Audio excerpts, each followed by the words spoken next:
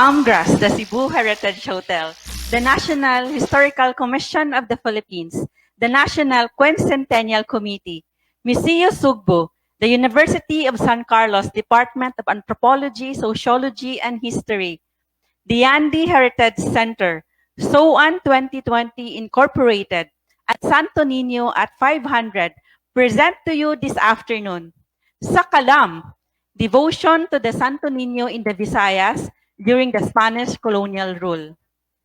Maayong hapon kay natong tanan. So, thank you for being with us this afternoon. Maayong hapon sa tanan to all those who are here right now at our venue at Hawanan Tres de Abril, Palmgrass, the Cebu Heritage Hotel. We have with us also the dancers of our Dance to the Santo Niño contest. One of our panelists is here. And of course, we have also candle vendors from the Basilica del Santo Niño. Welcome to maayong pag-abot sa Palmgrass de Cebu Heritage Hotel. Maayong hapon sad to everyone who is watching on Facebook Live. Thank you to those who have tuned in and watched us at the pages of Palmgrass de Cebu Heritage Hotel, the page of the National Quincentennial Committee, and the page of the Diandi Heritage Center, and the Bagong Chatro Hongkera page. So I know you are excited of our forum this afternoon with this exciting title, Sakalam. Si Santo Niño lang Sakalam. So this month is the National Heritage Month. So this is a timely discussion for us. We have a discussion every month, but this month is especially important because May is the National Heritage Month. And of course, this year, 2021, we are celebrating the 500 years of Cebu 500. It's the 500 years of the victory at Mactan, the 500 years of the first circumnavigation of the world in which Cebu has a part, and the 500 years of the arrival of the Santo Niño in Cebu.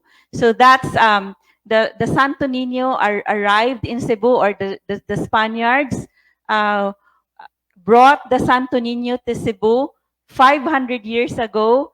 And that's the Spaniards arrived in Cebu when? Do you know, or did you know what was the date when the Spaniards, Magellan and his expedition arrived in Cebu? Anyone? March 16 ko no, that's the Yuyoy Villami nga kuan. Kang Yuyoy na ng March 16. But dili to sa Cebu.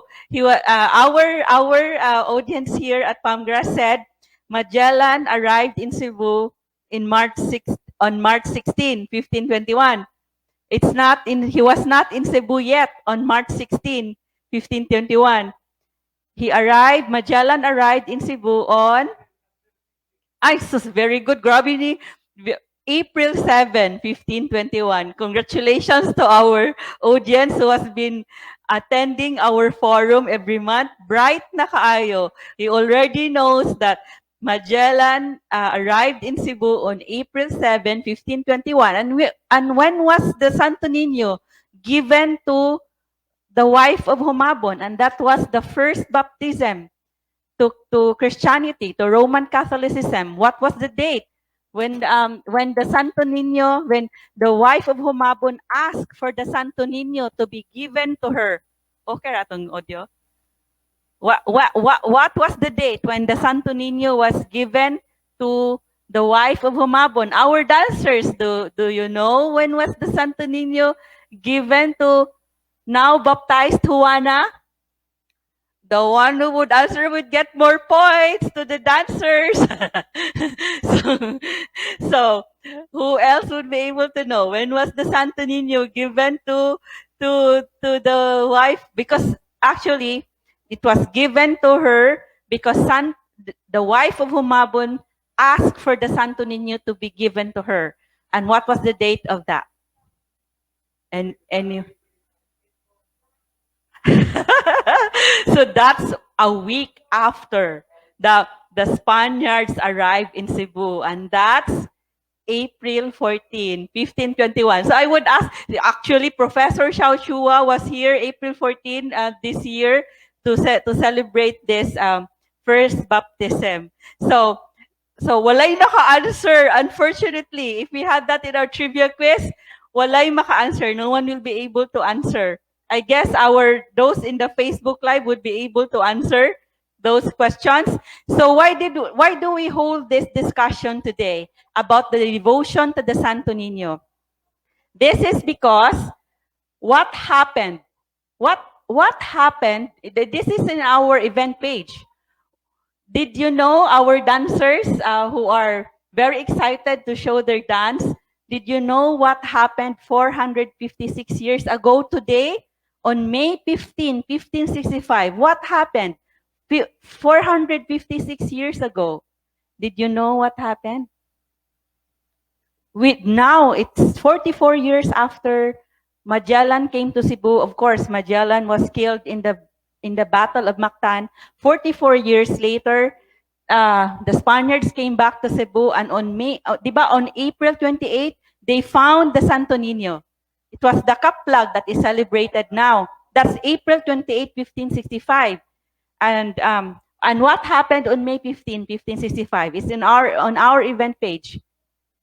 And May 15, 1565 was the first procession of the Santo Niño by the Spaniards. They carried the Santo Niño from their ship, going to a makeshift chapel in what is now the Basilica Minore del Santo Niño. So essentially, that was the first fiesta of the Santo Niño de Cebu. So it was on May. So that's why we have this discussion today, because today is a very significant date, because this was the first procession of the Santo Niño in Cebu. So now you know about May 15, 1565. So we would like to recognize our partners. We would like to thank our partners who helped us in this event today. So we thank the Museo Sugbo, the Cebu Provincial Museum. We thank the University of San Carlos Department of Anthropology, Sociology, and History, the Diandi Heritage Center, our partner, the National Historical Commission of the Philippines, and the National Quincentennial Committee, who made Pamgras as their home during the celebration of the 500 years of the arrival of Christianity in Cebu, or in the islands of what is now the Philippines. And we also thank one of our partners, an NGO, SOAN 2020 Incorporated, and the Santo Niño at 500 of the Basilica del Santo Niño. Thank you to our partners, and we thank everyone who registered going to our event this afternoon. We have nearly 500 who registered going to our event this afternoon. So we also recognize our participants who registered and who clicked going, who are connected with, and they said that they are connected with the national government of the Philippines from the Nueva Ecija University of Science and Technology, Eastern Visayas State University, Philippine Social Science Council, UP Asian Center, Pangasinan State University, Bulacan State University, San Beda College Alabang, Polytechnic University of the Philippines, the NHCP, Colomban College, Cebu Institute of Technology University, Santa Isabel Elementary School, and from Mandaue City Science High School, from DepEd, PUP Manila, Cebu Technological University, and Cebu Mountain Satellite Campus, Kasiglahan Village National High School, Ateneo de Davao University, LaSalle Green Hills, Tourism and Hospitality Department is STI Academic Center, Quezon City University, University of Santo Tomas, Local Government Unit of Iloilo, from Cofradia, from the church. So we also have from the QCU, San Bartolome Campus, and from the seminarians and teachers and the professors of the Regationist Seminary. Welcome to our event this afternoon. To someone who registered that is connected with this Carmel Enterprises, and someone from the Department of Justice and Ascendance Asia. Thank you. Daghang salamat to everyone who registered and who joined us this afternoon, who are here with us right now. Thank you to those on Facebook Live right now. So we have Ann San Diego and others, and those who want to be recognized, please comment on your Facebook page. Hashtag Sakalam, Santo Niño at Santo Niño de Cebu, or Santo Niño at 500, hashtag Sakalam. So thank you to our other participants at Facebook Live. Is this at the NQC page? Is this City Usman Murod? Good afternoon from City. Daghang salamat for being with us. So now I know you are excited about our discussion this afternoon. Before we introduce our panelists, we would like to show you first our dancers, and then of course we introduce our judge for the contest. Before I introduce to you the panelists of our forum this afternoon. So they are very excited this afternoon to show you how they would dance for the Santo Niño. And this dance prayer this dance prayer has been danced. This prayer through dancing, prayer through using the bodies have been done even 500 years ago or before that by the Babaylanes or the Babaylan in pre-colonial Visayas or in pre-colonial Cebu. So first we would so the dancers would be shown now. So we have Mary Rain Fernandez from University of San Carlos South Campus. We have Abigail San Diego Ruiz from the Lyceum of Cebu. So we also have Jamaica Gaujal from Liloan National High School. And of course, a group from the University of the Visayas, the J Fixers. So she represents the group, but there are about 4 of them, and you would see their beautiful dance, all of them this afternoon. So thank you very much to our dancers. So we would like to introduce to you our judge in our Dance for the Santo Niño contest. He is a participant, a dancer, and a choreographer in many Sinulog festival, in the Sinulog dance in different Sinulog festivals. He is also he was also one of the choreographers of that dance, the palmgrass version of the pre-colonial Sinulog dance that you saw before we started this program. And he is a teacher in MAPE. And we are very proud to present to you our dancer, choreographer, our judge this afternoon, Miss Philippines and Miss Naga, William Udtuhan de Gracia.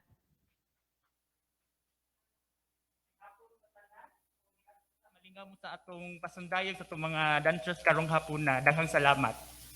Daghang salamat to our choreographer, William. And so he would be judging them according to the impact of their dance. So of course, we asked them to have a costume based on the theme, which is dancing for the Sinulog and dancing for the Santo Niño and for the devotion of the Santo Niño during the Spanish colonial rule. And of course, we know that the natives before in the early Spanish occupation had different costumes. Like they had their if you have listened to our previous forum on the fashion and nudity in pre-colonial Visayas, so you would know how our natives in the Visayas dressed.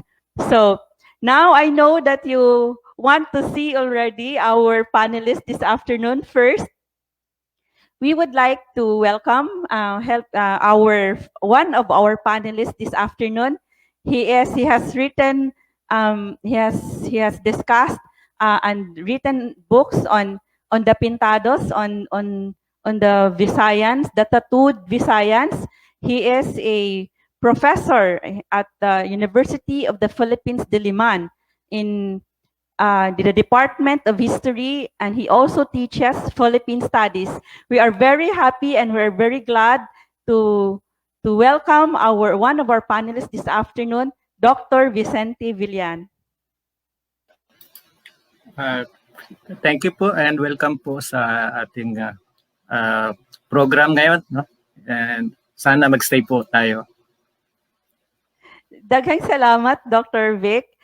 Dr. Vic is also a Visayan. He comes from Panay. So of course, we know that he is an expert on the Pintados. So you would know more about the Pintados in our forum this afternoon and how the Visayans, how the Pintados accepted the Santo Niño. So our next panelist is a director of the University of San Carlos Center for Social Research, and she is a professor at the Department of Anthropology, Sociology, and History of the University of San Carlos, and she is the only thorn among the roses in our panelists this afternoon. Please help me welcome Dr. Zona Saniel Amper. Hello, maayong hapon. Good afternoon sa tanan. Maayong hapon, Dr. Zona. So, si Dr. Zona Saniel Amper has also been with us in our discussion in February on a very controversial topic on iyot, the women power, the power of women in bed and politics 500 years ago. Was that the title? Women Power in Bed and Politics 500 years ago. So she was one of the panelists in that forum. And next, we are very glad and we are very happy that he is able to be with us this afternoon. Our next panelist is teaching history at the De La Salle University, Manila. And he also teaches broadcast communication at the University of the Philippines, Diliman. He got his BA and MA in history at the University of the Philippines, Diliman, and he is finishing his dissertation on the translation of the Black Nazarene in Quiapo, Manila. He is a co-author of the book Bonifacio, Ang Unang Pangulo and Bayani Biographies. And he was a historical consultant of history with Lord Telesurias, Ilustrado, and Katipunan. He was a host of the Showtime History segment at PTV4 News.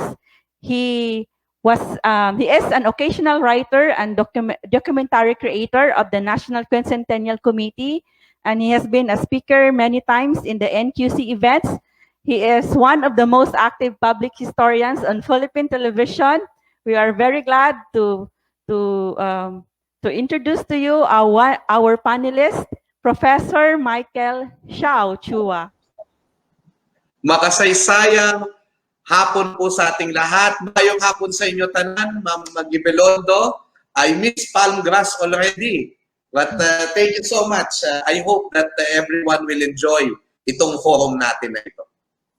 So daghang salamat, Professor Xiao. We were very happy that you stayed at Palmgrass, the Cebu Heritage Hotel, and you had a Facebook Live of your headboard with the wallpaper of a Katipunero. And then, so because we named our floors and our rooms in honor of the Cebu Katipuneros, and someone was saying that history follows me even in my bed. I think that was from the NQC, Ian Alfonso. Hi, Ian, from the National Quincentennial Committee, if you are here. So somebody was saying, you are in heaven right now because even at your bed, at your headboard, history is there. So thank you very much. We're very happy. We're very pleased. It is our pleasure to host the National Quincentennial Committee at the Rooms for Heroes of Palmgrass, the Cebu Heritage Hotel. So we would be also hearing a sharing from a Santo Niño candle vendor. So we also know that, of course, that in pre-colonial times, before the Spaniards came, it was the women who were the spiritual leaders in the community before the Spaniards came. And this tradition of women being spiritual leaders are being continued by the tendera sinulog, or the candle vendors who dance for the Santo Niño in behalf of those who would buy candles for them. So they dance for the Santo Niño with the candles in behalf of those who buy the candles.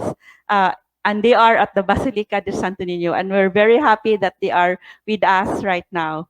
So we would like to show you, before we start in our panel discussion proper, we would like to show you this 1-minute excerpt. We actually traced Sinulog. We tried to trace Palmgrass, the Cebu Heritage Hotel, tried to trace the Sinulog up to Sulu. And so we have this video, Sulu, the Sinulog route. So right now, we would just give you an excerpt about the devotion to the Santo Niño that is mentioned in the video. And this is created by our partner in our Heritage Awareness Program, Social Communications Asia's Prospero Lapot. And this is the video.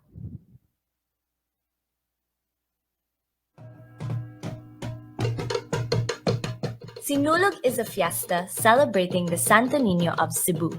People come to the city to pray, light candles, and dance to honor and ask favors from the baby Jesus.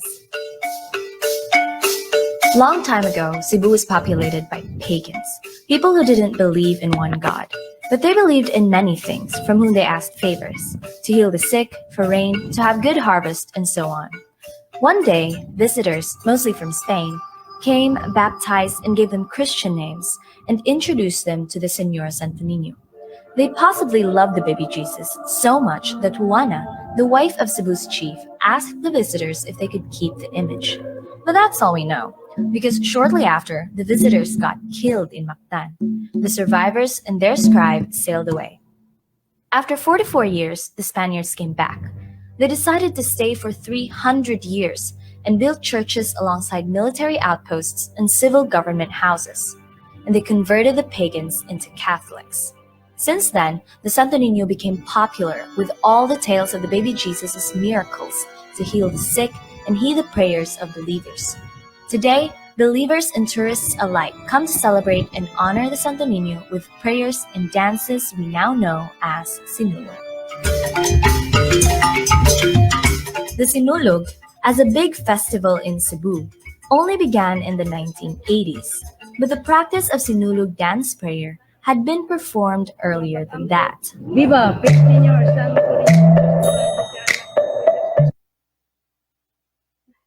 So daghang salamat for that excerpt.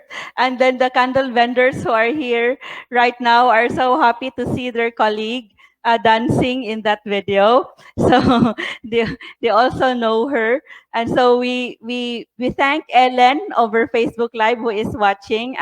Sean Eli Palmes, good afternoon. To Jonel Monino and Michael Blanco and Xiao Chua, and he says, "Mabuhay ka, Xiao Chua.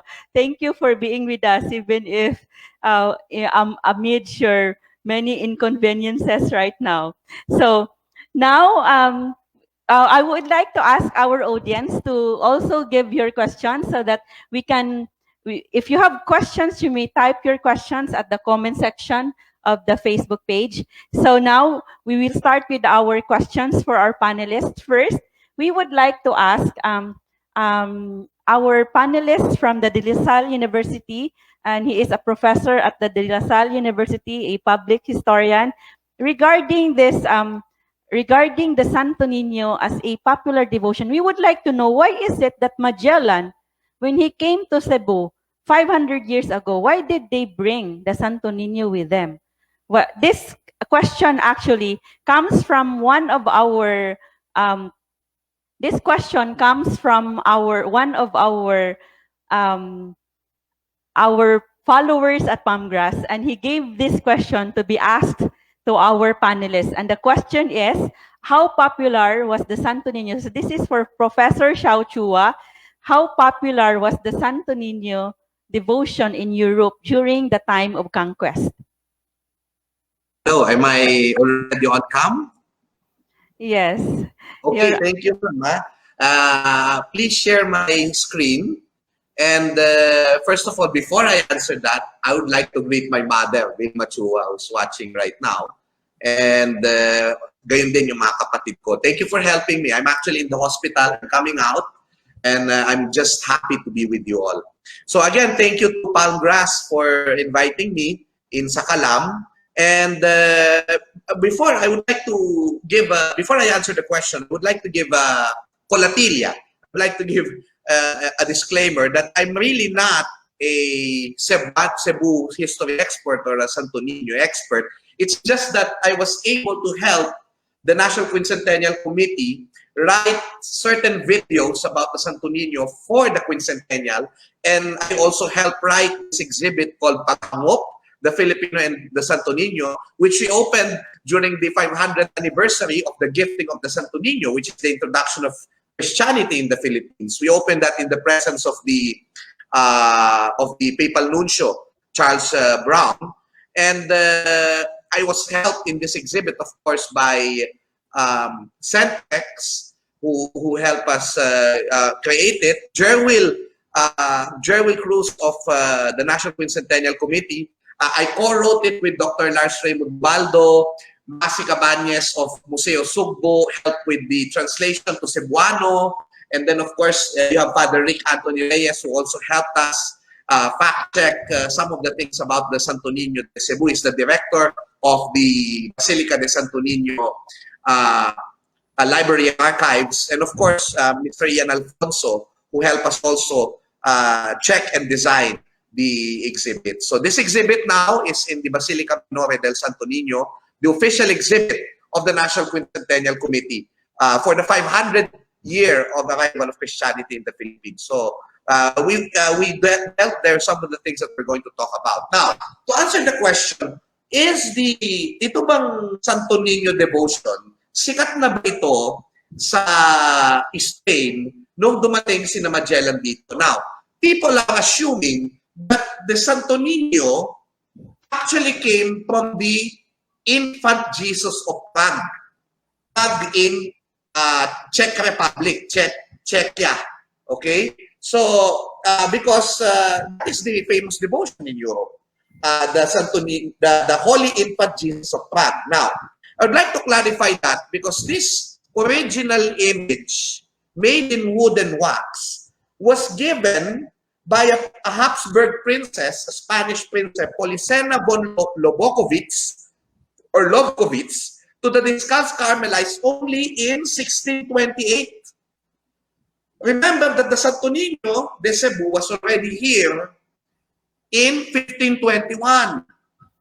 So the devotion tag, which started in 1628, and it was said that the princess Lobkowicz received it from her mother, Maria Maximiliana Manrique de Lara y Mendoza, and she in turn received it from the daughter of the church, Saint Teresa of Avila.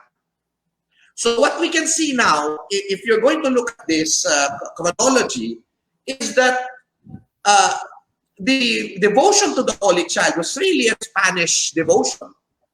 And there were earlier devotions to the Holy Child. In Asturias, in 1340, there was an image of the Holy Child that was created. And then, I would like to emphasize this. This is just a short story. During the in Atocha, in the town of Atocha, which is in Madrid today, there was, of course, you know that for 700 years, the Moors, or what we call the Muslims, they conquered, sinakop nila yung Spain. So, sinakop nila yung Spain, 700 years. Imagine 300 years lang tayo, sila 700 years nasakop. But there was a time in Atocha na the Spaniards, sila ay, binihag itong mga Moors. So what happened? The people of Atocha came to their church and begged the Madonna and the child, Mary and the child, to help these people. Now, ito na yung storya. No? One time, there were the captives na gano'n sila, nakakita sila ng about 12-year-old kid na nagbibigay sa kanila ng pagkain gabi-gabi. So, binibigyan sila ng food, kino-comfort sila, and then nawawala. And of course, gikwento ngayon ng mga tao sa mga asawa nila na nagbisita sa kanila. Uy, eto na, meron ng nagbisita sa amin na bata na nagbibigay sa amin ng pagkain. So what happened was, the people now went to the church and they realized, according to the story, that the feet of the Holy Child was madumi. Madumi, maputik. So now they Professor Shao, we would like to know, where is that? Which part in Europe is that that story Did that At story this is happen? This is in Spain, Madrid. So So, this is makita a mo very na, popular yes, devotion popular na in po Spain. talaga at that time.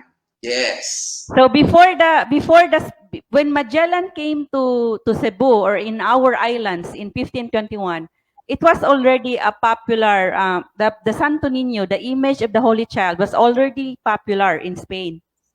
Yes, So and of course, that's why according despite of the images, there are actually many images in yes, the Magellan ship. yes, and that's why according to Dr. Rizel Mujares in this book, he said that the Santo Niño devotion in Cebu is actually the oldest in the world. Because as you said a while ago, the devotion in Europe started only in the 1600s. So we Yeah, and the could trace earlier the ones, devotion to the whole. they're not known as Santo Niño eh. Yes. If I'm not mistaken. So talagang oldest talaga ito. Yes. Thank you very much, Professor Shao. You look so healthy and you look so happy. So I'm very glad. We are very glad that you are feeling well this afternoon, despite of your Thank you. situation. So thank you very much. We thank the Santo Niño for that. So now we would like to ask our next panelist from the University of the Philippines Department of History, who also teaches Philippine Studies and who also is from Panay, a Visayan, Dr. Vic Villan. So when the Magellan and his expedition came to our islands in the Visayas, he saw the Pintados, and they were called the Pintados. Even Legazpi called them Pintados. So I know this is your expertise. You have written a book on the Pintados. Would you like to tell us about the pre-colonial Visayans who were called the Pintados? Who were they? Well, thank you, Bina. Okay. Actually, hindi ko pa siya na-publish at hinahabol ko this year na ma-publish yung librong iyon. Pero nasulat ko na siya at more than, yung makapal-kapal ito, no, nasa almost 800 pages yung akin na isulat tungkol sa mga pintados no, ng Pilipinas. By the way, mahalaga yung paksa natin no, pag pinag-usapan natin yung 500 years ng pagdating ni Magellan dito at pati yung kadaugan sa Mactan no? Kasi ang Pintados unang na-coin no ng mga Spanish chroniclers no, sa Cebu. So ang original talaga na term na ginamit no ay yung Pintados na ito na actually unang nakuha no ng Spain sa unang nilang nakuha ito sa northern Africa no. Ito yung mga bansa sa tabi ng Gibraltar Strait, yung mga Africans no na may tinatawag na body painting no. Medyo misnomer ito kasi hindi talaga Pintados ang nasa atin ngayon tulad makita sa picture na yan. Tattooing po ito no, tattooing. Katumbas ito sa Maori na tataw no. Tataw naman ito sa mga Maori, amukos ito sa Malaysia at saka sa Indonesia. So ibig sabihin nito napagkamalan lang no ng mga Kastila na Pintados yung nakita nila sa Cebu Island no noong 16th century. And eventually yung word na Pintados in-apply ito sa buong Kabisayaan. By the way, ang word na Bisaya naman unang kinoin sa isla ng Panay. Dapat linawin natin 'yon ano. So yung first term na Pintados unang ginamit sa Cebu at the first term na Bisaya unang ginamit sa Panay Island. So pagpasok ng 17th century no dahil sa importance ng manpower no ng manpower para sa execution ng entrada no sa Luzon and even sa Visayas hanggang sa China, Japan, pati na rin sa mainland Asia no like Moluccas and even Siam, pati na rin sa Malacca at even sa area ng Guam at Marianas, pati even sa Palau and Carolinas, makita natin na lumaganap na yung word na Pintados, no? Yung word na Pintados na ipinagpapalit sa salita ding Bisaya. So nagsasalitan lang yung salitang yan, Pintados and the Bisaya. Ito yung mga tao na puno ng tattoo yung kanilang katawan na recorded sa Boxer Codex, no? Noong 1590, I think 95, no, sa Boxer Codex. And dito sa Boxer Codex, makita natin na reflected, no, yung notion ng mga Kastila, ng mga Filipino, kung ano yung tinatawag na tataw or batok, no, batok sa Bisaya, o minsan tinatawag din itong patok. So ang batok or patok ay tinatawag na secondary dress, no, secondary dress, kasi mayroon siyang primary dress. No, yung primary, ito yung tela, no? The secondary, ito yung nasa kanyang body. Ang secondary dress na ito, actually, tinitingnan siya ng mga scholars bilang hindi lang siya basta internal dress, kundi siya isang natural art, no? Natural art na gumagamit din ng natural canvas at nandito sa body ng Bisaya, no, kung ano yung notion nila ng world, ano ang notion nila ng society, ano yung idea nila ano yung idea nila tungkol sa mga mahalagang social values na mayroon ang mga Bisaya. Malinaw na ang tattooing o yung tinatawag nating tataw, no, o batok ay tumutukoy sa mga taong matatapang o maisog o minsan tinatawag na isganan, no? Maisog or isganan. Dahil ang pwede lamang tatuan ay yung mga tao na nakapatay, no? Nakapatay at subok sa gubat o war. Naggubat or kagubot o war. So parang ito, parang ang tawag natin dito Mark ay of bravery. It is a sign and mark of bravery. So we could imagine how Yes, many po. tattoos Malapu-Lapu and the natives of Mactan had after the Battle of Mactan. So we also know that Humabon already had tattoos on his face, like he had a fire tattoo on his face. So he must have been very brave. So we thank Professor Vic, Dr. Vic Villan for that information that Pintados actually was coined in Cebu, and the Bisaya was coined in Panay. Panay. So, but of course, before the Spaniards came, we were just one, right? Like the language we could understand the different islands in the Visayas could understand each other. So because of this dictionary of, for example, the Visayan dictionary in 1711, so there are common words. There were common words among the different islands in the Visayas. So, Dr. Vic, you would also like to know the natives in pre-colonial Visayas, the Pintados, what was the economic system then when the Spaniards came or in the early Spanish occupation?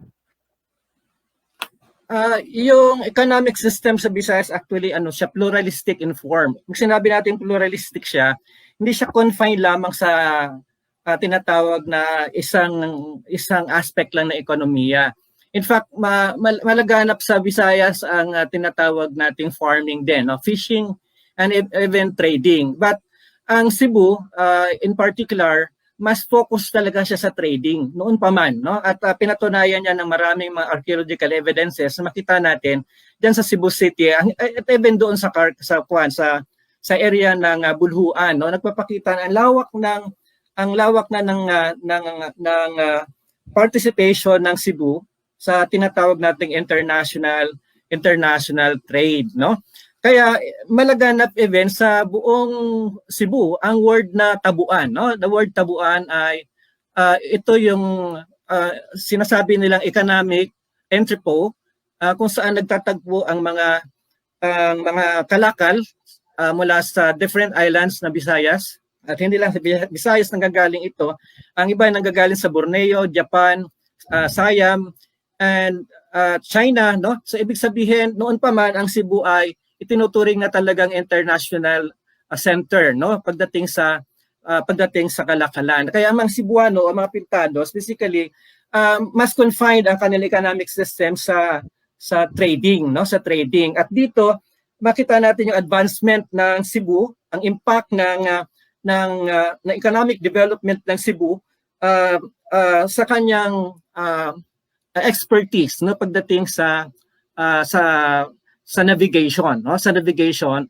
na actually na-capitalize ito, no? Na-capitalize ito during the 16th century, no? Hanggang sa nalipat, no, sa Iloilo, no? Sa Iloilo noong 17th century yung colonial center, no? Dahil sa yung focus ng Kastila ay napunta sa Luzon at even sa China, naiwanan nila ang Cebu, no? At dahil sa They actually abandoned Cebu, Dr. Vic. yeah. So they actually were forced to abandon Cebu because they could no longer eat here.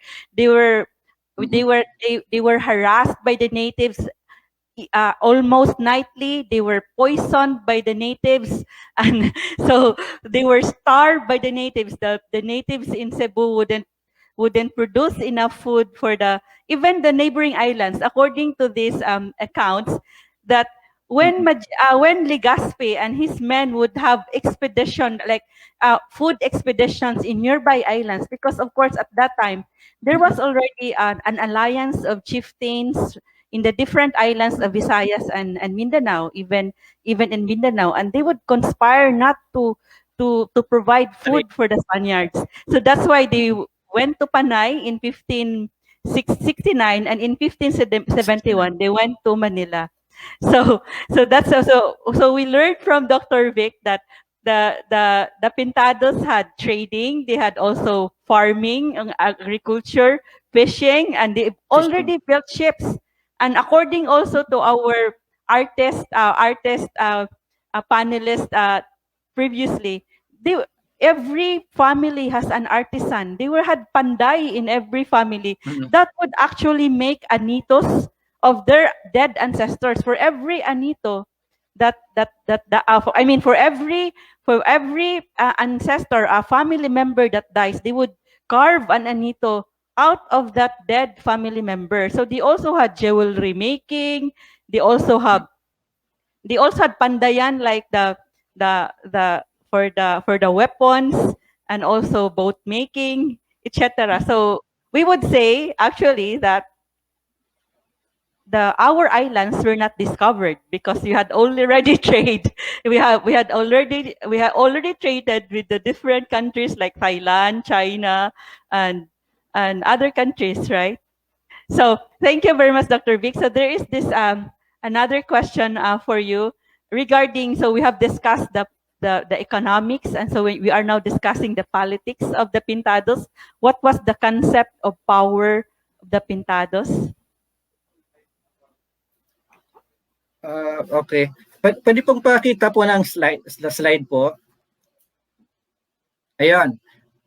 Well, malalim po ang ugat, no, ng concept ng power, no, ng ugahum, no, ng mga Bisaya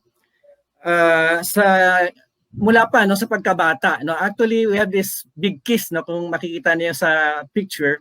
Ang big kiss na ito actually hindi lang para hindi sasakit ang kanang tiyan, no, sang bata, ano, kundi para ma-protect, no, yung tinatawag na dungan, no, isda dungan, no, yung dungan, ayan, kita nyo dito sa kabila. Pangalawa, even pati yung atay, no, yung atay at yung hawak. As the hawak is yung area kung saan naroon yung atay, and the atay kung saan naroon naman yung dungan, no, yung dungan. Kaya vital yung bigkis, no, para intact yung gahum mula pa lang sa pagkabata. Kung titingnan natin yung next slide please. Ayun.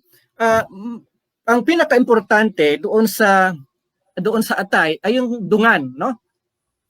Yung dungan kasi nandyan yung tatlo na source of power o gahum ng mga Bisaya. The first, kusog, no? Yung kusog. Ang kusog more on yung physicality, no? So kailangan ang isang Bisaya ay kusganan, no? Sinabing kusganan, matatag, no, yung ating katawan. At hindi lang basta matatag, may termino pa tayong isa, kabalan, no? Kabalan, hindi nasasaktan, no, sa digmaan kahit na isuntukin, paluin, sipain. So hindi siya masasaktan. And So the other one, kabalan, Doc, Prof? Yeah. It's Yeah, in kabalan, no? Cebuano, it's kublan. Kublan. Kublan. Someone who Yeah. can't be, Ayan. who can't, dili madutlan sa bala. The Yeah. kublan So in part ng kusog. Cebuano. And the second one is the isog, no? Yung isog is yung tapang, no? Yung giting, yung bisa rin. Yung presence pa lang ng isang warrior, matatakot ka na eh. Matatakot ka na. Bakit? Kasi yung kanyang tattoo, kitang-kita mo na nagpapahayag ito kung gaano siya mabangis sa ka-powerful, kabangis sa digmaan. And pati yung tinatawag sa Ilonggo na hinganiban, yung weapons na sapin-sapin. So meron siyang balaraw, meron siyang kris, meron siyang kampilan, meron siyang pana, may bangkaw, may sumpiling. Samut-sari na weapon yan, kaya tinawag hinganiban o sapin-sapin na mga weapons na meron siya. So yung presence pa lang ng warrior, mabisa na siya sa digmaan. Matatakot ka na, no? So palagay ko si Lapu-Lapu ay ganito, no? Noong siya ay nakita ni Magellan, no? Noong 1521. Pero higit sa lahat, kung emotional yung focus ng isog, no? Ng isog, and the kusog is physical, ang kinaadman is more of mental. Kasi sa kinaadman, mahalaga diyan yung talino, mahalaga diyan yung kaalaman, yung wisdom, yung talent, yung abilidad, yung diskarte sa digmaan. Kaya imagine niyo kung gaano kahusay ang isang Visayan warrior. Kasi nasa kanya na yung ideya ng diskarte sa digmaan. Kaya nga natalo si Magellan kasi diniskartihan nila Lapu-Lapu kung paano niya talunin si Magellan. Anong ginawa niya? Triangular yung defense plan niya. So 1,500 Cebuano warriors yan. Sa first apex, nasa 500. The other apex is 500. The last apex is 500. So ginawa siyang parang baklad, no? Papasukin mo yung kaaway para ikutan mo na parang isda na hinuhuli. Plus the fact na sinasabi na yung binahura pa nila, nilagyan nila ng bahura o corals, mga bato, para hindi makalapit yung puwersa ni Magellan. So nandun yung ideya ng diskarte, nandun yung ideya ng abilidad, yung talino, yung husay, yung galing, no, sa digmaan na nariyan na sa mga Bisaya. Kasi even yung bawat individual na Bisaya, mahusay sila sa kris o arnis o kalis, minsan tinatawag yan. Lahat sila mahusay sa karis o di kaya dumog o wrestling o di kaya sa tinatawag nating yung suntukan, no, sa Tagalog, sumbagana ito sa Panay. Marunong sila lahat, no, sa paggamit ng kamay, ng paa, no? At alam nila kung saan patatamaan yung kaaway. Alam niyo ba kung saan po pinatatamaan yung kaaway? Diyan po sa may atay. Sa may atay po yan pinatatamaan. Bakit po sa atay pinatatamaan? Kasi ang atay po, nandoon yung dunga ng kalaban. Pagka nasaktan mo ang kalaban sa mamagitan ng atay, no, ng atay, mawala na agad yung kanyang kusog, mawala yung kanyang isog, at mawala din yung kanyang kinaadman. Kasi yung dungan mismo, ang siyang pinanggalingan ng ating knowledge. Yung kaalaman nasa dungan. Actually, mas nandito sa atay lahat. Kaya nga nasasaktan tayo pag sinibenta giatay gyud, no? Giatay. Kasi kasi masama sa Cebuano yan, ano? Sa Panay naman, yung word na atayan kagid, matapang ka talaga, no? Matapang ka. Kaya yung sinasabi din ng mga Bisaya na kapag mabilis yung pagpatakbo mo ng sasakyan, sasabihin sa'yo na sa Ilonggo na to hinahinayaan na ipagdalagan sa salakyan mo kay gahilwak ang akon atay. So imagine nyo, yung ating emotion, yung locus ng emotion ay nasa atay. So, kaya pag binira mo yung atay, mawala agad yung tapang ng kalaban. Kaya tingnan niyo ang Filipino boxers, ang intended ng punch nila nasa atay. Katingnan mo rin yung weapon, ang kalasag, yung taming, circular po yan, makita niyo circular. Ang Visayan warriors, mas circular po ang kanyang kalasag o taming. Kasi yan yung magpo-protect sa kanyang atay. na pabilog, no?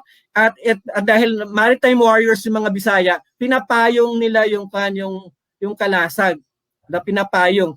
Hindi applicable yung pahaba na weapon. Kaya medyo hindi fit, hindi tugma yung depiction kay Lapu-Lapu sa Mactan kasi pahaba yung kanyang weapon. Ang pahaba na kalasag, mas upland type war yan, mas upland type.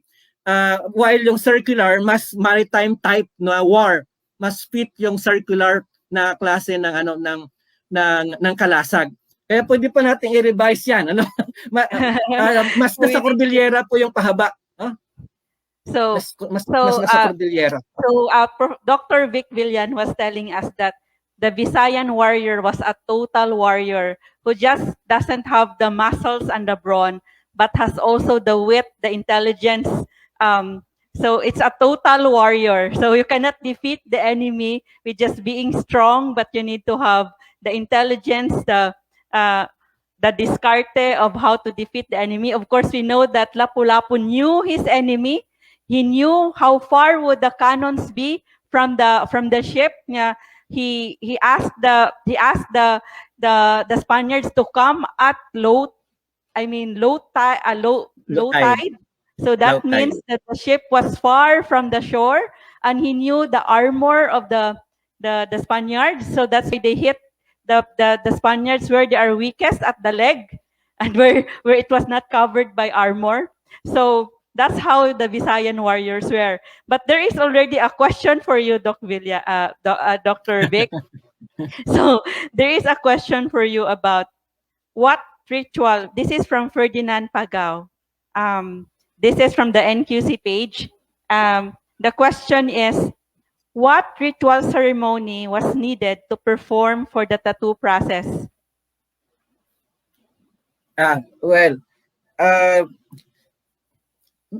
Well, importante sa tattooing, no? Sa tattooing, syempre kailangan may napatay ka. Importante. Yes. Importante may napatay ka. At yung napatay mo, legitimate na kalaban. At hindi sa war kasi kailangan mayroon tayong horizontal na consideration. Hindi pwede ang patayin ay alipin. Hindi siya honorable, no? So hindi siya honorable. So kailangan ma-check muna yung kung legitimate siya na warrior. Pag ikaw ay timawa, dapat ang ka-level mo mapatay dapat timawa din, no? Timawa. Kung slave ka, dapat slave din. So, Doc Villan, I remember, kapag ka yes, I remember you were napatay. Okay, go. Pagka slave ka, napatay mo dato, much better kasi mas honorable 'yon. Pero hindi pwede na ang dato papatayin mo yung alipin, hindi siya honorable. Hindi ka bibigyan ng dangal o dignidad, no? Dungog, no? Pagbalik mo sa Bisaya. So kaya nga yung pinapatay natin sa kabilang isla, kailangan rin siya, tattooed person. Kasi ibig sabihin pag napugutan mo ng ulo yung tattooed person, inuwi mo sa Visayas, legitimate na warrior ka, at doon magsisimula yung ritual ng yung first step ng ritual ng tattooing. And obviously mayroong religious ritual din ang kaakibat ito after yung martial ritual, no? The martial ritual, this religious ritual na siyempre kailangan importante yung malinis yung loob, the buot, no? Your buot, no? Kailangan malinis ka. Wala kang inagrabyadong kapwa o wala kang ninakawan, hindi mo dinaya yung iyong kapitbahay. So kailangan nasa iyo 'yan, no? 'yan. And pangatlo syempre ready ka mentally dahil syempre sabi nga nila kung karayom nga natatakot ka, paano na lang na maging mandirigma ka. So that's why tinetest ka talaga sa digmaan. So ibig sabihin nito, yung emotional na paghahanda. Yeah. Siyempre may mga prayers pa yan. Yes, of course at that time the religious leaders, the spiritual leaders of the Pintados were the women, the babaylanes.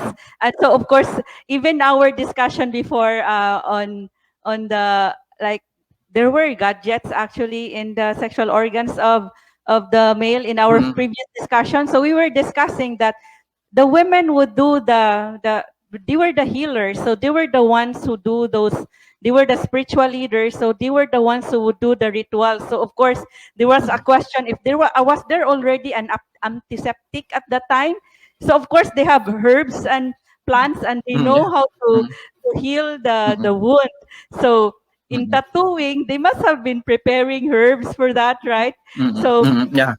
so, and then I remember you, Doc. That's why I was trying to ask you a question a while ago regarding there was I read one of your write-ups about if someone will be able to kill an enemy, then that would add to his power, right?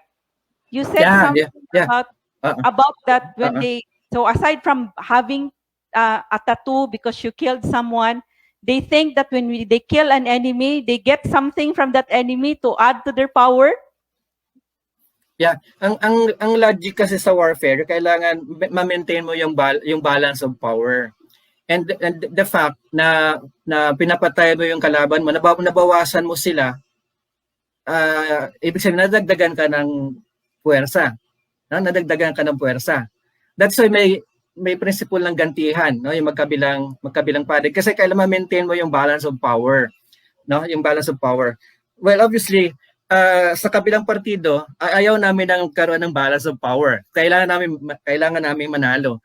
And in fact, yung ganyang klase ng prinsipyo, makita natin sa larong sungka. Pag naglaro kayo ng sungka, no? Sungkaan, doon natin makita kung ano yung principle natin sa warfare. Kailangan ubusin mo lahat ng tauhan ng Rajanate. The Rajanate 1 and the Rajanate 2 naglaban sila. Yan yung represent ng malaking bahay sa sungkaan, ano. And the 7 little circles, no, sa harap mo at yung sa kalaban mo, yan yung 7 na pamato, ano, 7-7 lahat yun 7. Na yung 7 na yun, siya yung representation ng 7 layers ng San Sinukob o ng kalibutan, no, ng kalibutan.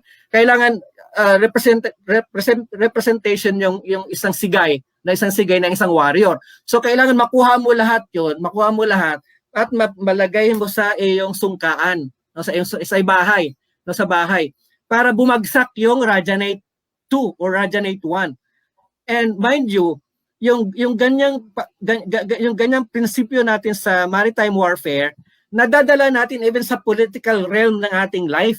Kaya pagka makita natin na gumuguho na yung 'di ba nalaalan niyo si GMA dati. Dahan-dahan naglilipatan sa kay Pino yung mga tauhan niya, no? Eventually, yung tauhan ni Pinoy maglilipatan kay Duterte. So kailan pababagsakin mo talaga yung bahay yung bahay ng kalaban. Ito yung ating maritime perspective ng mga Filipino pagdating sa digmaan. Kaya kailang bawasan mo dahan-dahan yung kalaban para ikaw ay lumakas, no, sa malaking context. But sa personal level, totoo rin po 'yan. Kasi pagka natalo mo yung kalaban mo, in the personal level, sinasabi nila na yung dungan ng kalaban lumilipat sa iyo. Lumilipat sa iyo. That's why pati yung ulo ng kalaban inuuwi mo sa bayan mo. In fact, yung sa epic ng Panay, yung stern nung sakayan nila, meron doon na sabitan ng ulo. Ang tawag doon busalian. Isda busalian. Pag napatay nila yung kalaban sa kabilang isla, isasabit nila yung ulo doon sa stern. Tapos pagdating doon sa pantalan, no, sa pantalan, maghugyaw ang mga Bisaya, maghugyaw sila sa kadaugan, no? Maghugyaw sila sa kadaugan. Tapos magkakaroon ito ng ritual. Yung ulo na to, inilagay nila yung sa rice field kasi naniniwala sila yung ulo na to mayroon pang natirang dungan at yung dungan na to, mag-i-emit ng power yon para maging bountiful yung harvest, no, yung harvest. At even sa puso, dahil yung mga bata, naalala ko ng aking nanay, yung aming puso, iniipon nila yan. Kasi yung tao pag pinanganakan, nandun na yung dungan at yung dungan na to, hindi siya na papunta na sa katawan mo. Nasasama yon sa iyong umbilical cord. at kailangan ipunin yon kasi kailangan sa bahay mo yon para yung power from your from your puso The enemy. makukonsume pa ng tao sa loob ng bahay. Yon, So sa that's loob why ng they bahay. put the pusod inside the house. So Yeah. I was sharing with you last time that that's just a few days, diba? The first procession for the Santo Niño in Cebu was May 15, 1565. On May 23, 1565, the warriors of Gabi, which is now Cordova in Cebu, they beheaded the assistant of Miguel Lopez de Legazpi. So, and they brought the head, they ambushed actually the troops of Miguel Lopez de Legazpi. They beheaded the Pedro de Arana and they brought his head to Gabi and they had a feast on it. And that's from William Henry Scott from his about his book on the looking for the pre-Hispanic Filipino. So that's why this is very relevant. So that's why. So that's now I know why is it that they had to behead. So it's beheading would add power. They would bring it and have hugyaw in it, and then so the head would add to the power of the warriors. So they would think, yes. So now we have our next question. So there are many interaction actually from our audience, and then so we have this question for you. Aside from if our audience would ask more questions later, so there would be more questions for you. So this is another question for you about the Santo Niño to the Pintados. How did the Santo Niño blend into the Pintados religious and political system? They were very fierce warriors. They had this concept of power. And why is it? How did the Santo Niño blend into their system? Well, dahil sa tinatawag nating political economy, sinasabi nila na yung war daw increases sociality and group participation. Malinaw 'yon na ang digmaan ay nagpapatibay ng lipunan at nagdadala sa atin sa pagtutulungan. Samantala, yung sinasabi nila religious rituals and belief, sinasabi nila, ito yun naman yung nagpapatibay ng loob ng mga mandirigma. Kasi sa digmaan kasi laging nakaharap sa panganib, takot yung warrior. So para malabanan niya yung takot, kailangan niya yung religiosity. So kailangan niya yung mayroon sa pinaniwala ang most powerful na magbantay ng kanyang destiny, na mag-secure ng kanyang life at maaring maggabay sa kanyang tagumpay sa digmaan. Sa puntong iyan, malinaw na ang war at saka ang religiosity ay talagang magkakapid na magkatambal, magkatambal ito na mga elementong kultural hindi lang sa atin, maging sa buong daigdig. At alam natin na hindi lang tayo gumagawa nito, even ang mga Europeo gumagawa rin ito. Kitang-kita natin ito. Halimbawa, yung role na ginampanan ng devotion, devotion sa kanila, sa atin is pahinungod sa Visayas na pahinungod. Ito yung counterpart ng yung offering, ino-offer mo yung self mo sa pamagitan ng pagbibigay ng iyong service, and even life ikaya mo offer doon sa tinuturing mong either supernatural being, it can be the diwata or the anito, or even the bathala or God. So kaya mong i-offer yung iyong life para yung offering na to sa God, tinuturing mo na supernatural being, lalo siyang ma-please, ma-please siya sa iyo, and para makamit mo yung blessings from God. So kaya importante ang religiosity parate sa anumang gawain natin, mostly sa war. So actually hindi lang sa war, itong mga social phenomena like the war, uprisings, etc. Maging sa biological phenomena like yung pagkaroon ng mga epidemics, pandemya, tulad ngayon. At tumataas ang ating religiosity ngayon dahil sa pandemic. Dahil nakabungad tayo lagi sa threat ng kamatayan. So kaya makita nyo, ang dami diyang marami mga ginagawang prayers ang mga Pilipino ngayon sa God dahil sa pandemic na ito. Sa kasaysayan ng Cebu, napakarami ng pangyayari kung bakit ang mga Cebuano ay tumingkad ang devotion sa Santo Niño. Nirecord ko yung mga pangyayari no, kung bakit lumakas ang devotion sa Cebu. Halimbawa, noong 1618, sinalakay ng mga Dutch ang Visayas noong 1618. At noong 1625, no, inatake ng mga Komokones ang Eastern Visayas, kaya nagpadala ang puwersa sa Cebu ng tulong sa Samar no, para tulungan silang itaboy yung mga Muslim no, mula sa Eastern Visayas. 1627, 1,000 Cebuanos, no, Cebuanos sa pamumuno ni Cristobal de Logo, no, sinalakay nila ang Hulo, winasak nila ang mga 60 juangas, ang mga bodega winasak nila, no, at wala silang tinira halos sa Hulo. Mga Cebuano yan, 1,000 Cebuano. 1621, yung Moro attack sa Caraga, tinulungan ito ng mga Cebuano sa ilalim ng pamuno ni Gobernador General Juan de Salamanca, no? Hindi lang Cebu, Uton, sumama, pati na rin ang iba pang isla sa Visayas like Bohol.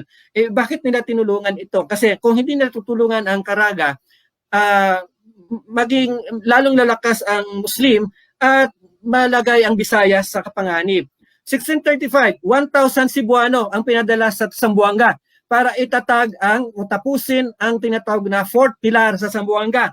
Tinulungan sila ng 1,500 Ilonggos para matapos na at bantayan nila ang tinatawag na Basilan Strait para maproteksyonan ang Visayas. 1648, no, inatake ang Bataan no, ng mga Kamokones. Tumulong din ang mga Cebuano.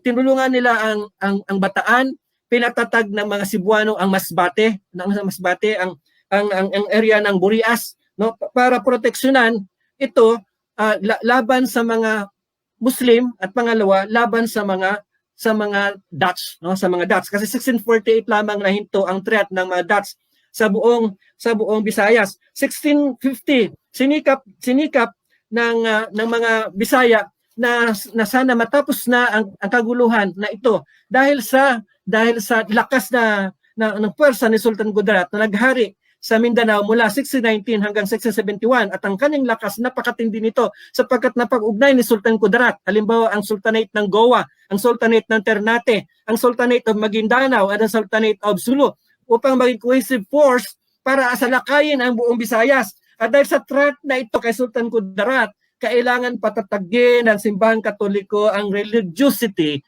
ng mga tao sa pamamagitan ng pagsusulong ng mga religious rituals, mga prayers and even performances no para yung religiosity na ito ay maging daan for unity para sa kausa no para ma-solidify ang buong Visayas bilang powerhouse na etnisidad laban sa Muslim ng Mindanao. Sinalakay din nila even ang Sibugay, no? Ang Sibugay na space ng mga Iranon. At siyempre ang space ng mga Maguindanao, ito yung tinatawag nating Simuay and Dalamitan sa area ng Basilan. In other words, napaka-importante ang papel ng devotion sa Santo Niño sapagkat sinasabi nila na ang Santo Niño as colonial anito kasi ang Santo Niño ang nag-replace lamang sa tinatawag nating anito ay symbolic siya for obedience kasi ang bata ay masunurin no ano pa ang bata ay madali siyang turuan no so, symbol of obedience ano pa ang bata is symbol of sabihin natin yung sacrifice for his parents no ganun kasi mga Bisaya talagang ma-attach talaga sa bata no sa bata kaya nung binigay kay Queen Juana yung image ng Santo Niño tuwang-tuwa siya siyempre mother si Juana at dahil sa ito'y batang anito talaga inalagaan ito ni Hara Juana at eventually nung dumating si Legazpi diyan ginamit talaga ang Santo Niño bilang simbolo ng pagkamasunuri ng mga Bisaya bilang simbolo ng kanilang katapatan sa ituturing nilang magulang o Madre de España, at gamitin ang batang ito no, para patatagin ang Madre de España, no, for the purposes na ma-consolidate ang Visayas at makuha nila ang Mindanao para sa access nila sa sa Molucas. Kaya napaka-importante talaga ang role ng devotion sa Santo Niño para yung colonial stability, yung colonial stability sa buong Visayas, no, ay manatili. Actually hindi lang ito sa Cebu ang yung idea ng Santo Niño o the anito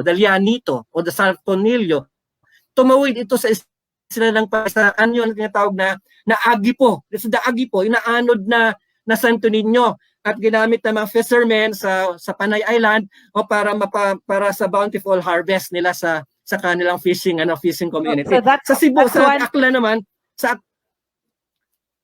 Aklan naman, yung Santo Niño, right? That's one of yes the po. legends of the Santo Niño, Yeah. that it was an agipo, Yeah. a wood. Yes. Yeah. Isang legend dyan sa Panay Island, sa Panay Capi. So, we have this concept of agipo na naanod So yung there are- naanod yung naanod yung There are Santo common Niño. legends, actually. So, Sa Aklan so naman, now, kakaiba. Kakaiba naman po sa Aklan kasi ang Santo Niño ay buhay.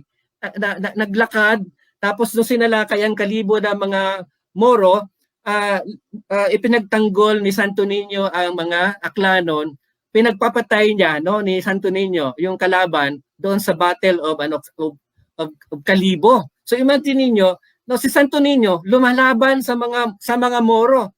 At ito ay konektado sa epic ng Panay, no, si Dato, di ba, si Saragnaya na kalaban nila Labaw Dunggon, iniligtas ng dalawang anak niyang bata pa na may pusod pa, hindi uncut pa yung pusod, sinalakay si Saragnayan para patayin. So nag-reflect doon sa Santo Niño si Asumanga at Baranugo na siyang tumalo sa mga Muslim na sumalakay sa Kalibo noong 17th century. Kaya kumalat yan hanggang Iloilo, tumawid ito ng Tondo, umabot ito dito sa area ng Pandakan. Kaya may uling-uling festival sa Pandakan At si Santo Niño ang kanilang center ng kanilang festival, na siya ding sentro ng festival ng ati-atihan sa Kalibo, ng dinagyang sa Iloilo, ng sinulog sa Cebu. At ngayon ay tumawid na yan hanggang Canada, Estados Unidos, at ang balita ko meron pa daw sa New Zealand no? Lumalaki ang discourse ng Santo Niño all over the world, no? yes. So actually, so even the sinulog, so this is now, we have realized this in our search for the roots of the sinulog, because actually sinulog was a word that refers to Sulu.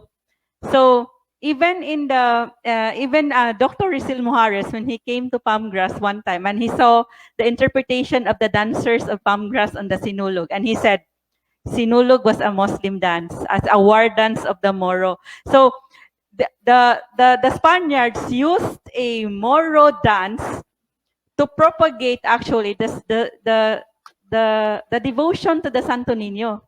So this was discussed also previously in our previous forums, and then we would be discussing actually about the baluarte and how to break down the walls of the division between the Moro and the Christians, because before the Spaniards came, and even during in 1521, an advisor, the one who advised Humabon, was a Moro, right? So he had a Moro advisor at that time. Even if they were eating pork, they had a ritual on pigs at that time. So there would be more questions for you, I guess, Dr. Vic, from our audience. They are reacting right now. Also, your student, Professor Xiao, is reacting about how good your discussion is. So thank you very much. We have our question also for the rest of our panelists. We would be calling you again for the questions from our audience. Thank you very much for that, for your insights on the Pintados. And so we invite everyone to read this book, to know more about the pre-colonial Visayas and the islands in what is now the Philippines, from from William Henry Scott, and who wrote this book, The Barangay, and also this has the about the from the Visayas, the Mindanao, and also from Luzon, and what did the Spaniards see in the early Spanish occupation. And of course, we also have this book, according this book on the pre-colonial writing, the scripts, the ancient Visayan writing and language by Dr. Rolando Borinaga in the Surat Binisaya book. And according to Dr. Borinaga, most of those artifacts that were found that were thought to be baybayin were actually written in Bisaya. The Kalatagan pot, the Monreal stone, the Limasawa pot, they were all written in ancient Visayan writing. So actually, we will be having a discussion also on the ancient Binisaya or ancient Surat Binisaya this August during the Buwan ng Wika. So this is also available at our Basahan ni Lumaya. You can send us a message if you want this book. And even this, according to Dr. Rolando Burinaga, one of his references, his inspiration was a Franciscan historian, Father Kobach, who also wrote letters to William Henry Scott. They had conversation, or they had letters to discuss about the history in the Visayas. So now we would like to ask a question for our anthropologist from Cebu. We have been conversing with Professor Xiao, who is from the De La Salle University in Manila, from Dr. Villan, who is a Bisaya but also teaches at UP-Diliman. But we have here a native Cebuano from Argao who we will ask her questions about how the Cebuano, so this is Dr. Zona Saniel Amper, and why was the image of the Santo Niño accepted by pre-colonial Cebuanos? Okay, so as what Professor Vic had extensively discussed earlier, we can see that there are a number of possible factors on why pre-colonial Cebuanos accepted the Santo Niño. So on one hand, there are political factors, and on the other hand, there are also religious factors, although both are very much intertwined and interrelated. So on the political aspect, colonizers, based on Pigafetta's account, came with a display of arms and weapons and with threats of war. And naturally, of course, the locals who did not have the same artillery at their disposal at that time would choose to make peace and become allies instead of going to war against the colonizers. But of course, we can also see that maybe they also used their kinaadman to utilize or to show the colonizers that we are making peace with you, but later on we know that they poisoned those remaining from the Battle of Mactan. So that's actually political. They do not want to go into war right away because they saw the advanced weaponry of the Spaniards. And so alliance building included accepting in quotation marks the faith through baptism. So maybe that was also part of their strategy to make the colonizers believe that they are really one with them already. And so this is where the religious aspect comes in, because the Santo Niño image was a symbol of such an alliance, and then this was given by Magellan to Juana upon her request. So it's a friendly exchange or during that time. And then if you look at their religion at that time, as what Professor Vic said, they have anitos, or they have icons or idols in their homes. And then they also had ritual dances performed by the Babaylan. So it was not really difficult to incorporate the image of the Santo Niño into that. So that's it. So later on, when with Miguel Lopez de Legazpi, I think it was more on the stories of miracles of the image that made it accepted by the Cebuanos during that time. Yeah, so actually, the Europeans in our previous discussion on sculptures before the arrival of the Spaniards, the Spaniards were describing the sculptures of the Cebuanos or the Visayans as very ugly because because the Visayans would carve their ancestors or would make anitos out of their memory of their ancestors, not according to the actual image, but what those ancestors represented. So they have different concepts of art. So I was wondering, what is your opinion of this, Dr. Zona? Here is this very beautiful carving of a child. Why is it that Juana actually asked that it would be given to her? Para maiba. Para maiba. It was different from the other anitos that they had in their homes. So, we are now into our next question. What was the meaning of the image of the Santo Niño to them? The meaning? Oh, murag di mo ang question. What was the How did I know, so this is the next question nakuan ko nilapas. How did the Santo Niño become incorporated into their belief system? Actually, I already also Discussed explained it. this earlier Yes. that there were icons or tao-tao, bata-bata, larawan in their homes, which they considered as the guardians of their family welfare and the first recourse in case of sickness or trouble. So, as what you earlier said, they had carvings of what they recalled from about their ancestors. So, these were the carvings that they had.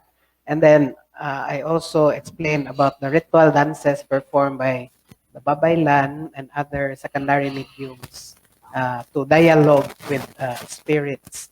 So, these aspects of their belief systems, this is where initially the Santo Niño came in. But later on, with Legazpi, it was already the stories of miracles as well as the teachings and the catechism that added to the incorporation into the belief system. But early on, it was this part. Yes. So how did the Santo Niño also become part of the rituals of the natives?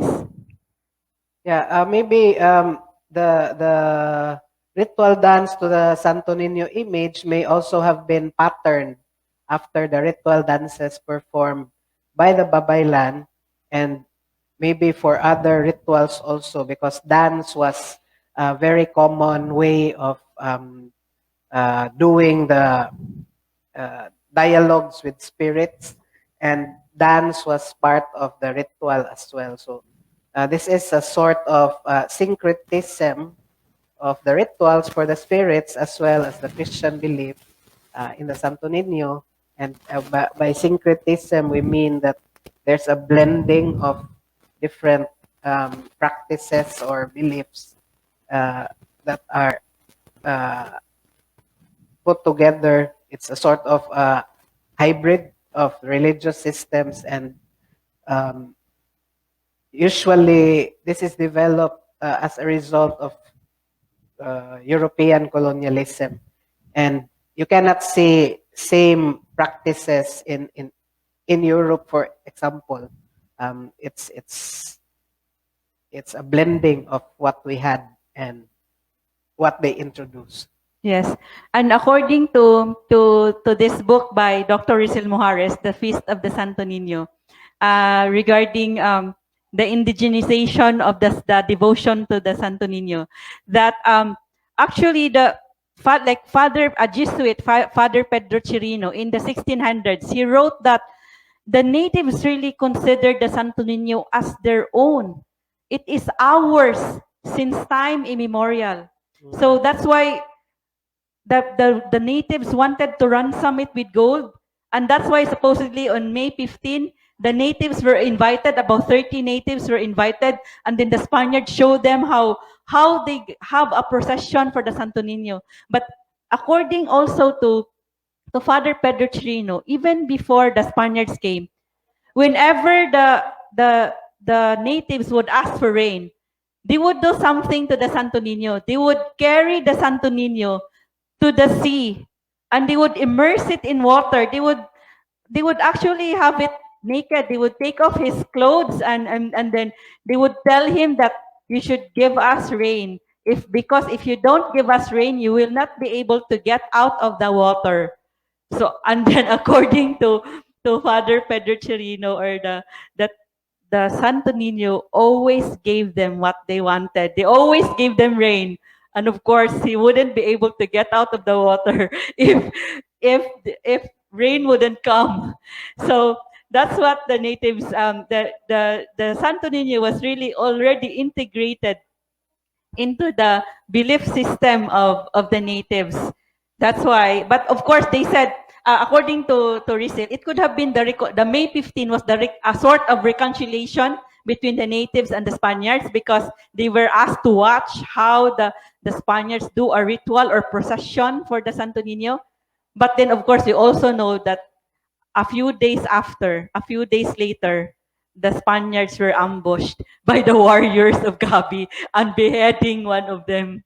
So, thank you very much, Dr. Zona, for your insights, your anthropological insights on this Santo Niño being part of the ritual. So this is also in this book, the Feast of the Santo Niño. And of course, Dr. Zona has also a study on this, especially on the impact of the devotion to the present-day Cebuanos. And so we invite you also again so that you would know what were the food during rituals in Cebu before the Spaniards came, or upon the arrival of the Spaniards. You should have this book,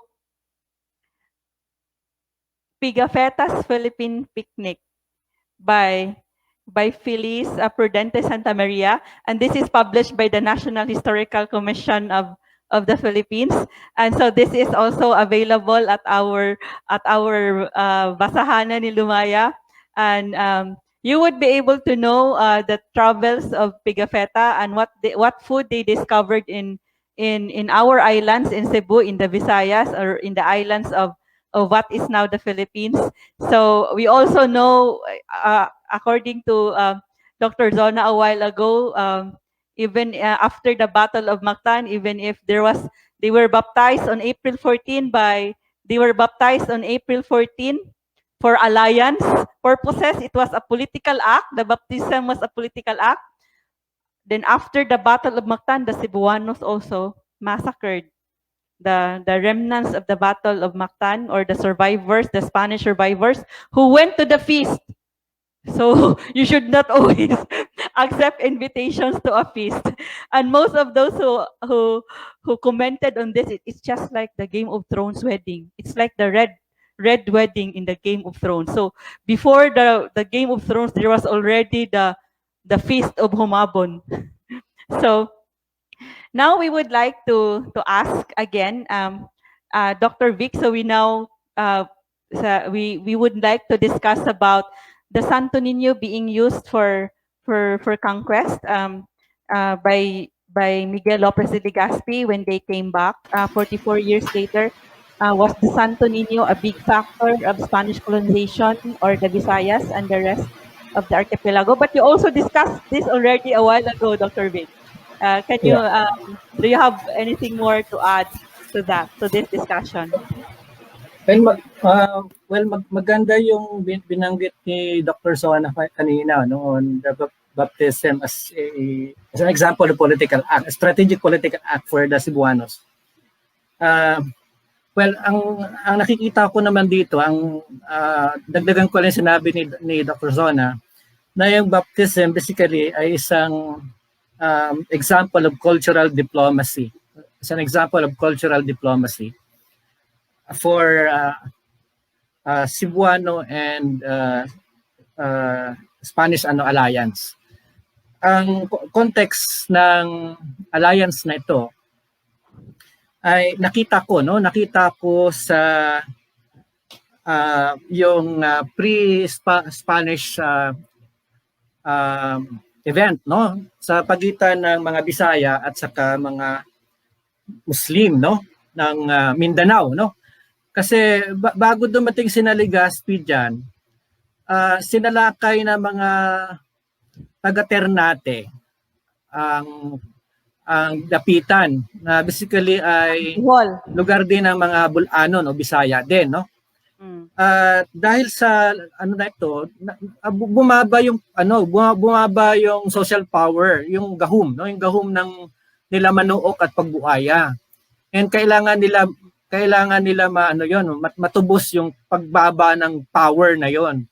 And the only way para mag-gain uli nila yung gahum, no, yung gahum na yon, is through alliance with the Spaniards. And precisely nung dumating sila nung dinala ni Manuok at Pagbuaya sa Bohol, nagkaroon doon ng sanduguan. Basically, yung sanduguan din na isang religious ritual din, no? Isang religious ritual na bahagi din ng cultural diplomacy, no? Bahagi siya ng cultural diplomacy para gamitin mo yung alliance for your advancement. Kasi ang mga Bisaya ay political animal din like the Spaniards. Kailangan nila ma-maintain yung balance of power, kundi man matalo nila sa maritime power ang mga Moro noong 16th century. The same pattern nangyayari sa Panay Island. Pagdating ni Salcedo at Digoite sa Panay Island, nagipagsando agad si Raha Madidong at Raha Maricabog diyan sa Capiz, no? Kasi sinasalakay ng mga Muslim from Mindoro ang Panay. So yung sanduguan, yung blood compact is an example uli ng cultural diplomacy para gamitin yung Spaniards for the advancement ng mga Bisaya. So walang pinagkaiba yon sa punto ng mga Kapisnon, ng mga Bulanon at ng mga Cebuanon, kasi pareho silang political animal na gusto nilang maging mas powerful doon sa kanilang mga competitor sa southern Philippines, sa southern Philippines. Kaya yung cultural diplomacy na to na lalong lumakas, no, hindi lamang sa pamamagitan ng blood compact, but yung pagtanggap sa religious system ng Kastila, like yung baptism, ay lalong napalawig yan, no, sa pamamagitan ng iba pang mga holy sacraments ng Catholic Church, like yung marriage din, 'di ba? Yung pagminyo, no? So lalong na concretize yan. And the other one, yung Entrada movement going to the south, sumasama yun na yung mga Cebuano as an act of devotion. So nagpahinungod na ang mga Cebuano para palawakin ang Kristyanismo sa south, no, sa south. At doon importante ang Santo Niño for colonial expansion, no, sa south. Kasi ang objective ng Kastila din talaga is wasakin nila yung geopolitics na inayos ng mga Muslim, yung tinatawag na UMA. So yung UMA as the Spanish version of tinatawag natin yung world order, kailangan nila mawasak yon para makabuo sila ng bagong world order, no, ng world order. Kasabay din ang pagwasak nila sa Mandala world order ng mga Hindu Buddhist, no? Kaya nga sinalakay ng China at saka Japan kasi isang isang political realm dito sa Asia na kailangan matalo ng mga Kastila. Kaya importante ang mga Bisaya, no, ang mga Bisaya para ma-achieve, no, ma-achieve yung geopolitical goal na yon ng Spain, no, ng Spain, gamit ang anito as colonial, ang Santo Niño as colonial anito. So ang Santo Niño nagsiserve as colonial anito. Same pattern din nung pagdating ng mga Amerikano, ginamit din si Rizal. No, ginamit din si Rizal as secular anito, no, during the American colonization. So yung tuloy-tuloy yung ano na yon, tuloy-tuloy yung cultural logic na yon. Tatawagin natin yan na cultural logic, yung paggamit ng kabilin ng anito. This time i-introduce ko yung term na kabilin, no. Yung anito kasi, yung anito is our spiritual kabilin. Sa our spiritual kabilin sa mahabang kasaysayan ng Bisaya. And as a spiritual kabilin, doon kumukuha sila ng strength, 'di ba? Ng strength. Doon sila kumukuha ng cohesiveness kasi through religious rituals, religious prayers, 'di ba? Mga religious festivals o mga pasundayag na unify, na solidify yung society.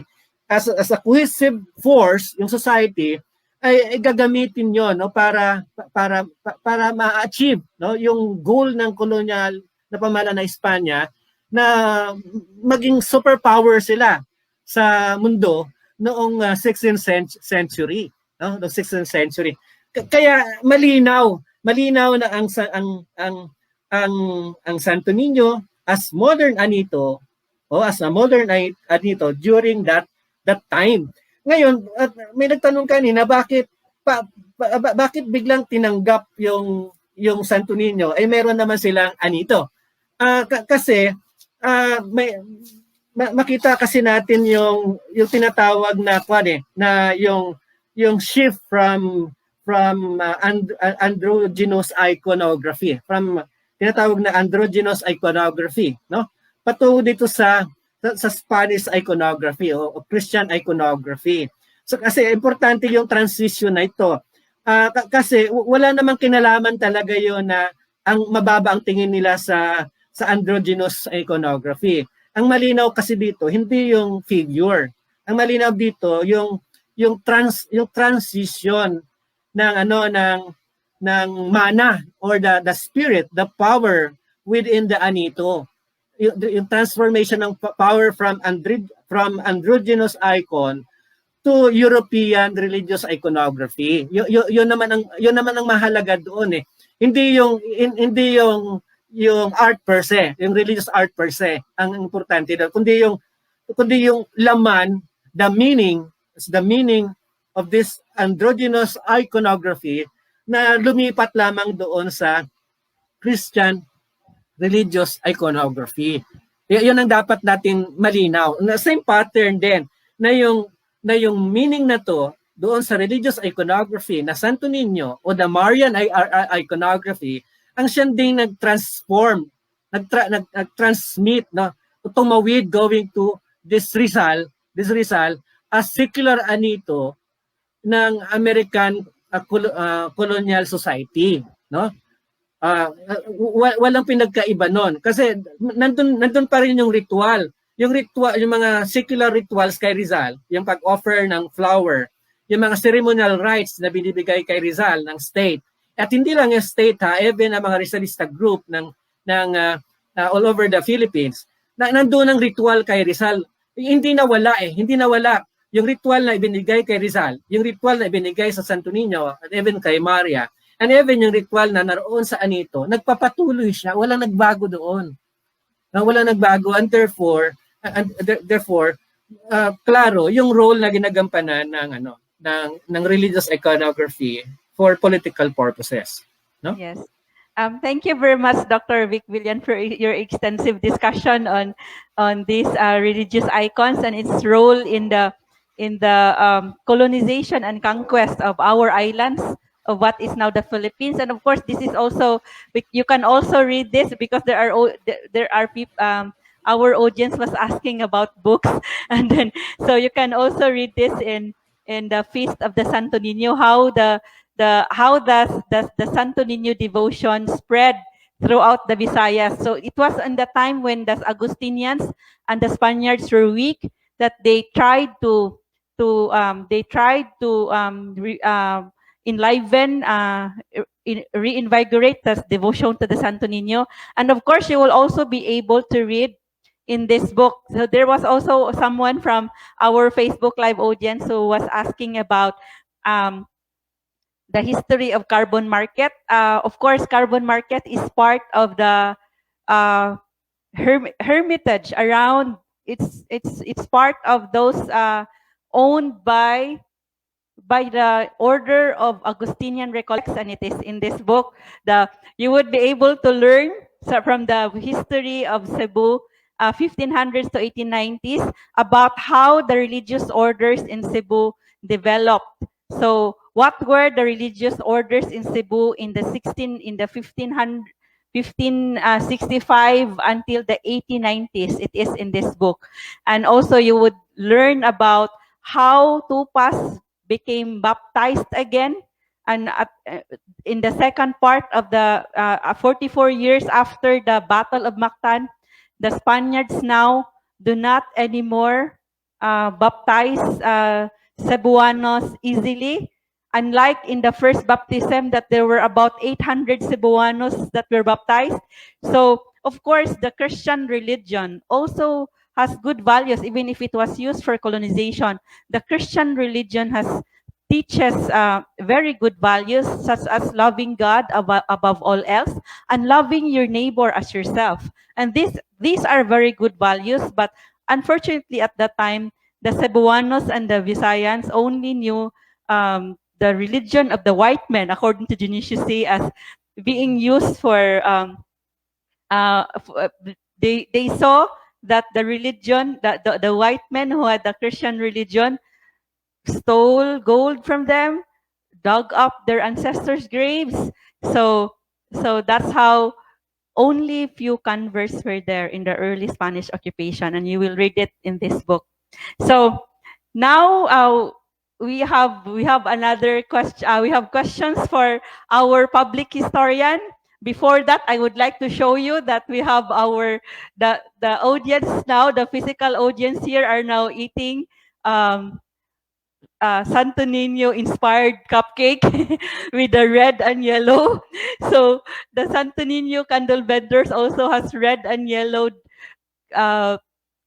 uniform, and even I am wearing right now a red scarf with red skirt. I am now like the I am wearing something like the uniform of the Santo Niño candle vendors.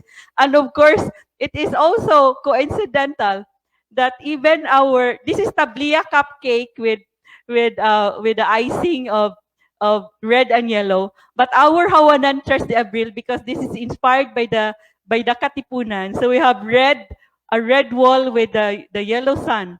The yellow sun, which should have been the headdress of our contestant for the Miss Universe, Rabia. So we have yellow and red here. It's coincidental that the colors of the Santo Niño are also the colors of the Katipunan. So we have Professor Xiao. We have we also have the eyes for those you can drink virtually with us that the lemongrass iced tea, the tanglad iced tea here at Palmgrass that is now being taken by enjoyed by our physical audience here at Palmgrass, the Cebu Heritage Hotel. Tablia iced tea tanglad iced tea with tablia cupcake. So for those who would want to join us in our physical events, you should come to Palmgrass and be with us at our Hawanan Tres de Abril to be able to have this food for heroes dishes and snacks. So we have now a question for Professor Xiao. Gigutom na ka, Professor Xiao. We're looking at our tablia cupcake. Which is your favorite, as you said? Can we have Professor Xiao? Yeah, nainggit ako. So I wish I was there. yes, when you come back, you will have all the tablia cake that you want. Yeah. So, and then so we have this question for you, and this question is about. This first question is given to us by Brian Yukaran, a fan of yours, a follower of yours, and Yeah, who my asked, friend, my friend. yes, if the Santo Niño devotion is it intertwined to the devotion to the holy name of Jesus, and why was Cebu named Villa del Santísimo Nombre de Jesus when Legazpi established the first Spanish settlement? Okay. Please share my screen. First of all, before I answer the question, I would like to say I'm honored to be with Dr. Sona Sanyal Amper, and one of my first teachers in history in UP in 2002, Vicente Villan, Dr. Vic Villan. Can you see this picture when we were younger? Yeah, we used to tour together in various sites as historical tour guides nung payat pa ako. So I'm honored to be with my mentor. This talk, yung mga narinig nyo ngayon, he first told me this in 2002, and then when we were touring in 2007. And anyway, nakita nyo, ang ganda ng context ng pinakita ni Dr. Villan about the Visayas and how the Santo Niño was appropriated by Filipinos. But let me go to a very important question by my friend Brian. Pinahirapan ako ni Brian dito, but this is a very interesting, nalaman ko yung sagot. I consulted with Father Rick Anthony Reyes, condolence po sa pagkamatay po ng kanyang mother. But what happened was, when Legazpi built this Cebu, he called it Villa Santissimo Nombre de Jesus. So this is the village of the most holy name. Now, why? Why did he name it that? I'll tell you something. According to Father Rick, this is the proper liturgical name of the Holy Child. And the reason why Cebu was named as such, because doon nga natagpuan, kaplag, natagpuan yung Santo Niño. So, the Santo Niño was found in Cebu. Jesus, the child, the proper name is the holy name. Now, child Jesus, holy name, how do you connect that? Okay, simple. The Feast of the Holy Name is January 1. Okay, that's the traditional day of the Feast of the Holy Name, which is 8 days after Christmas Day. So, traditionally, Jesus Christ was born, Christmas Day, you count 8 days. What do they do to a child after 8 days? So, ito pala yun. They name the child. Kaya, holy name of Jesus. And when they name the child, they make tuli. So, yung mga Hudyo, tinutuli. Alam natin na sa Bible, tinutuli ang mga Jews after 8 days. So, tinuli din ang ating mahal na Panginoong Jesucristo at binigyan siya ng pangalan na Yeshua. So, that's why the child that was circumcised, the holy child, is identified as the patron of the Feast of the Holy Name. And connected yan sa study ko because the Holy Name of Jesus, January 1, is the start of the novena to the Nuestro Padre Jesus Nazareno.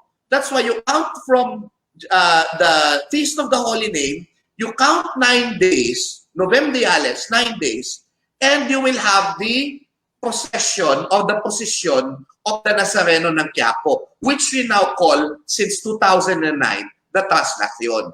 So, yan po ang sagot natin. The Holy Name of Jesus is the proper name of the child Jesus because of the circumcision. Dahil pala sa pagtutuli.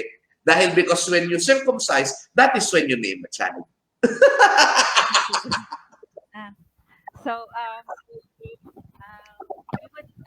So the Cebu was actually was the first Spanish town or settlement in the colonies proclaimed by the Spaniards by Miguel Lopez de Legazpi before he Yeah. went to Manila, and that's in 1571, and that's January 1, 1571. Yes. O yun, Yeah. di ba Because coincidental? he came back to Cebu because in 1569 he went to Panay because they can no longer eat in Cebu. And the Villa San Miguel, the settlement of the Spaniards in Cebu, the Villa San Miguel, was burned by the natives when he went to Panay. But he especially came back to Cebu and prepared for the declaration of the first Spanish settlement, which is now Villa del Santísimo Nombre de Jesus, or the holy name of Jesus. And of course, it's related because Santo Niño, the baby or the child, is also Jesus, the adult, right? So it's the same thing. It's all Right. about Exactly. Jesus. Yes. So now we have this another question for Professor Xiao, and about what areas in the Visayas or in the islands in the archipelago of what is now known as the Philippines is the devotion to the Santo Niño strong or widely practiced, and how did this happen? Okay, please share my slides. I consulted the notes that were written by Dr. Lars Ubaldo, who's also a devotee of Santo Niño and the Nazareno.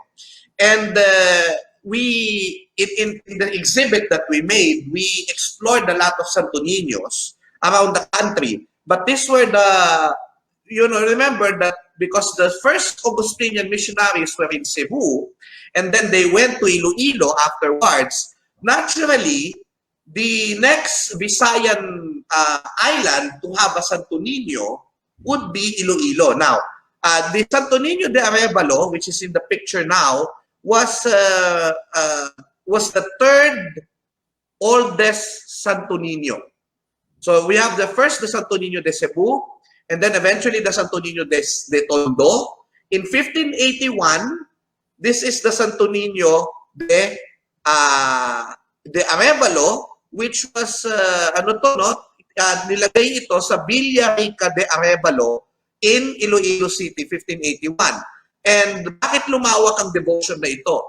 Because pinagtatanggol umano ng Santo Niño ang bayan laban sa mga pananalakay ng mga pirata, yung mga, actually we call them yung mga yung mga mangangayaw from the south na the raiders, no? Sa mga mapaminsanang sunog, sa mga peste, and then of course nandiyan din yung sinasabi na naligtas yung kumbento at simbahan doon sa pagkawasak ng World War II. So 1940s.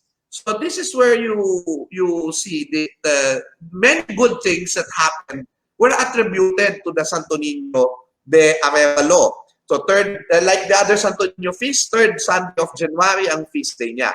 Now, the other Santo Niño will be I hope the slides are following, the Santo Niño de Tacloban. Now, the Santo Niño de Tacloban, actually, the Augustinians came from Cebu and they went to Tacloban and nagtayo sila ng bisita doon, which is the parang chapel, in 1596.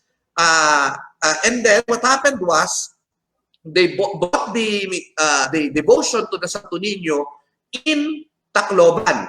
And when Tacloban became a ciudad in 1768, it was already marami ng deboto ng Santo Niño.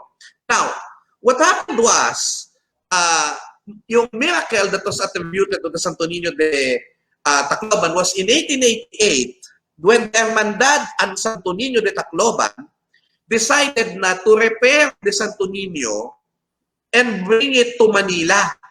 So pinaayos siya sa entamna at patahian ng bagong damit to prepare it for the feast. Now what happened was, nang may sagawang pagsasaayos, sinakay sa bangko yung Santo Niño, and on the way, while going back to Tacloban, passing by Romblon, nasunog dahil yung vapor, nasunog. And what happened was, nalito yung mga tripulante, tinapon sa dagat yung kahon na nagtatagay ng Santo Niño.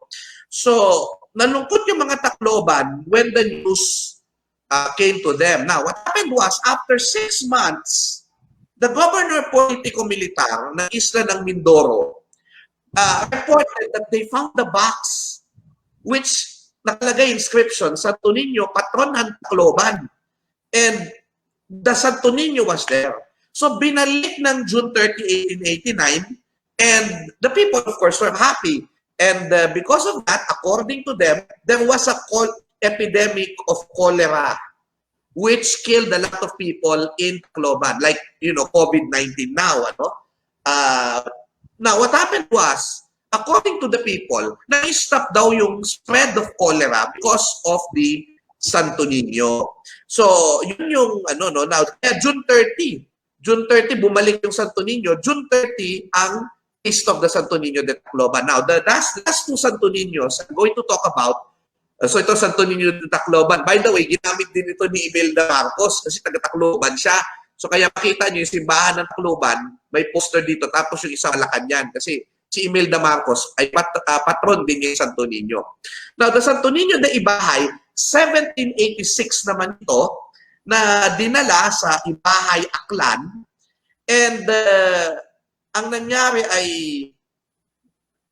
what happened was, yun din, a perennial problem na in-explain na sa akin ni Sir Vic noon was yung mga Visayan coastal towns ay laging nire-raid ng mga ngayaw from the south. So, yun din yung kanilang pinag-pray kay Santo Niño at naliligtas daw sila laban sa mga atake na ito. No? So, yun yung na 1786 pa yang Ibahay, no? Santo Niño de Ibahay. Now, what happened was, Monsignor Jose Iturralde, according to him, no, he is the author of the Ate-Ate, no, Santo Niño kang Ate-Ate, from Ibahay, what happened was, a certain Fernando de Legazpi na nakaligtas sa mga pagkabihag ng mga ngayaw, ng mga raiders from the south, what happened was, in 1789, pinalaganap niya yung tinatawag natin na Santo Niño devotion to Kalibo.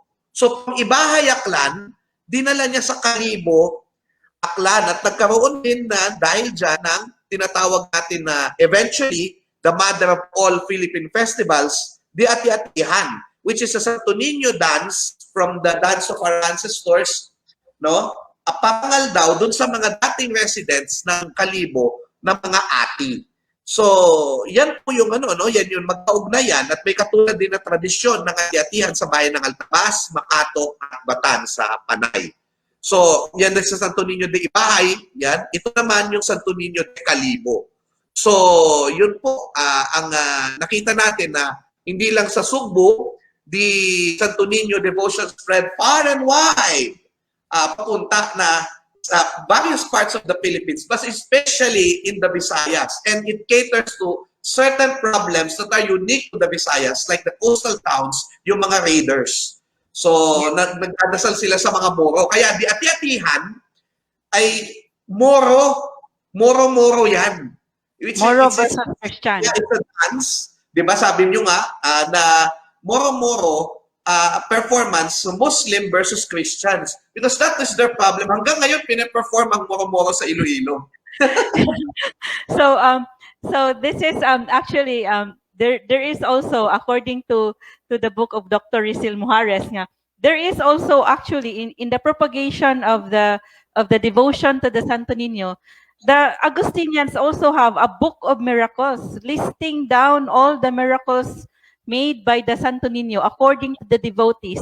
And of course, that's how the different islands now have had stronger devotion to the Santo Niño because of those stories of the miracles that were made by the Santo Niño. So of course, it has to be vouch if those miracles really happened, of if those were just imagination also of some devotees. So so now Yeah, pero the important thing there is the heart. So because Yes. when people believe that the Santo Niño caused them blessing, that is very strong.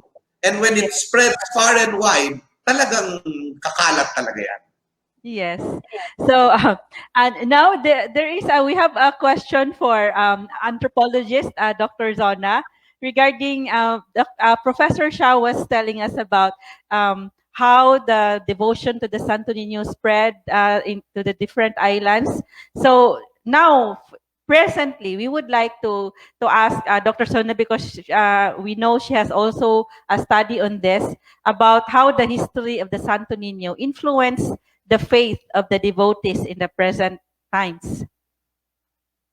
Okay, so those stories, especially the original one, which said that the image of the Santo Niño was discovered in a house that was burning, and presumably this was the same image as what Magellan gave to Juana, and during the time of Legazpi, it was discovered that the burning house, everything burned except the Santo Niño. So that story in our history is very strong in the based on our interviews with many of the devotees. They keep on repeating that story, that they assert that it is a proof that indeed this image is very miraculous, and this is the strong basis that they really believe in the Santo Niño. So that history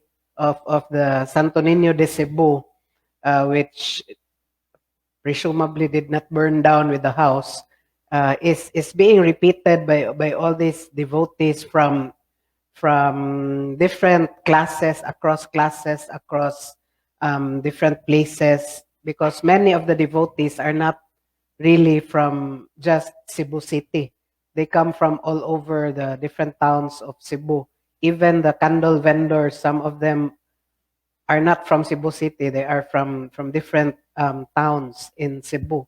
And a lot of devotees also come from, when there was still no quarantine, many of the devotees, especially during the January time of the Sinulog, they come from different places across the Visayas and Mindanao, as well as Luzon, and they keep on repeating this same story about Santo Niño de Cebu. And then, of course, it's not just that the historical story, but it's also the experiences, or what they heard about experiences of other people regarding the Santo Niño. So, as what Professor Shao said, that's very powerful, because if you believe that that miracle really happened, or if you really believe that the child that was running that you saw and giving you food, etc., or the child that was helping you in fishing was actually the Santo Niño, if you really believe that, all those stories across the different places, it's very powerful in strengthening your faith and your devotion to the Santo Niño. So that's why we can see a lot of people. So from our interviews, they have very personal accounts of this of so-called miracles. So like they attribute they go to Santo Niño, etc. They attribute the healing of their illness, for example, because of the Santo Niño, or they attribute their good business, what happened to their business because of their devotion. So you cannot really take that away from. So it's not just historical; it's also personal for So them. there is a related question already from our audience, from May Romarate Rosales, from the SOAN 2020 organization. How do you view the devotion to the Santo Niño to the present pandemic we experience today? Addressed to any speaker. I guess actually even the candle vendors can answer this question. Yeah. They were ako unya na ipasulti na ako. I will let them speak later, because they said that most of the prayers are about COVID. So Dr. Zona, what's your answer to this? How do you view the devotion to the Santo Niño to the present pandemic we experience today? Yeah, of course. Many people really, um, especially the devotees, they really turn to the Santo Niño for help. So they do the rituals, the prayers, and ask Santo Niño to help us during this pandemic. So if you notice, in the Basilica early on in the pandemic, they had these processions, and many people wanted to join, even if it's very dangerous to go out, etc. Because the faith in the Santo Niño to manage what's happening now with the pandemic, people still firmly believe that the Santo Niño will help us in this time. So the devotion continues, and people are praying, and because actually we are a very religious country. So even with the vaccines and how government manages, we still turn really to our religion, and especially here in Cebu, we turn to the Santo Niño for help in these times. Yes, and but then I would like to go back to that story that usually that was referred to by the devotees about the Santo Niño was not burned even if the house was burned. Actually, the account from our, like for example, this book from the Feast of the Santo Niño by Dr. Risil, it says that the Cebu was burned. Of course, the natives burned the granary. The Spaniards also burned some houses. But that house was not burned actually. So that house where the Santo Niño was in a chest, in a box. There were boxes, and then there was a second box where the Santo Niño was kept. So it was not burned. That house was not burned.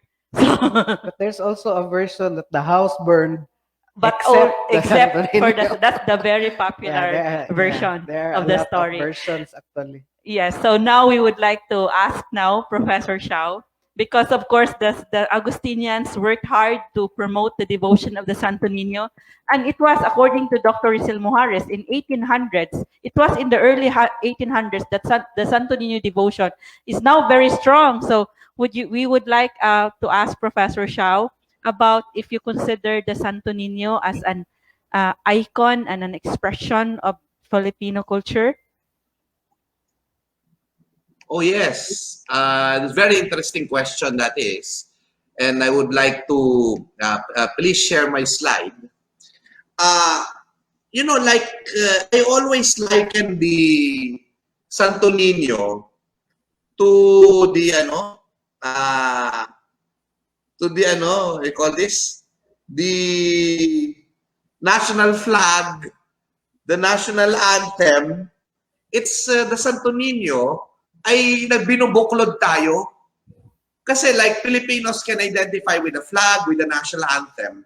Filipino Catholics, a lot of them can identify with the Santo Niño. No? And it reflects that despite the fact that there are so many places around the country, various festivals, various languages, but you see some patterns in the devotion that makes us reflect that this is not just a religious event. Hindi lang ito reliyon, hindi lang ito pananampalataya. May kultura dito. There's culture here. No? May kaugalian, may tradisyon, may ritual. And whatever it is around the country, you will see na makikita mo dito how we appropriated. Paano natin inangkin ang Santo Niño to become our own. Kaya sinasabi ko, how can you not celebrate 500 years of Christianity in the Philippines if Christianity that is expressed by Filipinos is something that is already part of our identity? For example, the Ati-Atihan, the mother of all Philippine festivals. The Ati-Atihan, as a festival, very recent yan. But of course, nauna pa yan sa Dinagyang at sa Sinulog, no? But if you're going to look at it, yan din yung sayaw ng ating mga ninuno.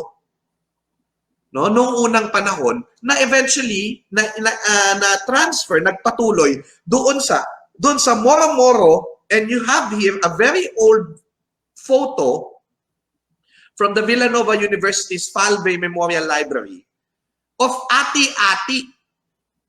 This is a gem, ano? And thank you, Ian Alfonso, for sharing this. Nakita nyo na they were already performing the ati-atihan for the Santo Niño in the context of the Moro-Moro. Now, ano yan, no? Importante yan to see the connection that this is not just a modern festival. This is a continuation of our old dances of the ethno-linguistic groups that is now being danced for the Santo Niño.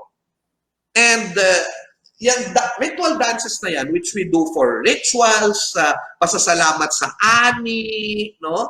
Sa pagdiriwang ng tagumpay, no? And what happened, no? And I'll tell you something. This is very interesting. In 1965, there was the Cebu celebration, which is the 400th anniversary of the Christianization of the Philippines, because Christianity spread since 1565, not 1521. No? So, pagdating ni Miguel Lopez de Legazpi, so there were fluvial processions for the Santo Niño, no, that happened at that time. And then, of course, there was a template, no, of the 400th anniversary where the Santo Niño was canonically crowned, if I'm not mistaken. Okay, now, canonical crowning, yes, of the Papal Legate Ildebrando, Cardinal Antoniuti. Now, what happened was, the Santo Niño replica was eventually brought to to Iloilo. So, nung dinala siya sa Iloilo, parang they made a festival which was like ati-atihan, and they called it pagdiriwang, dinagyang. So, that was the start of the dinagyang. 1960s. No? 1968, after the celebration. So, nakatulong po yung Cebu celebration, which was the Santo Niño, 400th anniversary of the Christianization of the Philippines, na umikot ni Santo Niño around the country, and lumakas lalo yung devotion to the Santo Niño at nag-bring forth pa nga ng Dinagyang Festival. By 1980s, yung Sinulog Festival will be launched as a festival of the city. Pero the Sinulog dance, as you will see in the discourse kanina pa, matagal nang sinasayaw yan ng mga manang.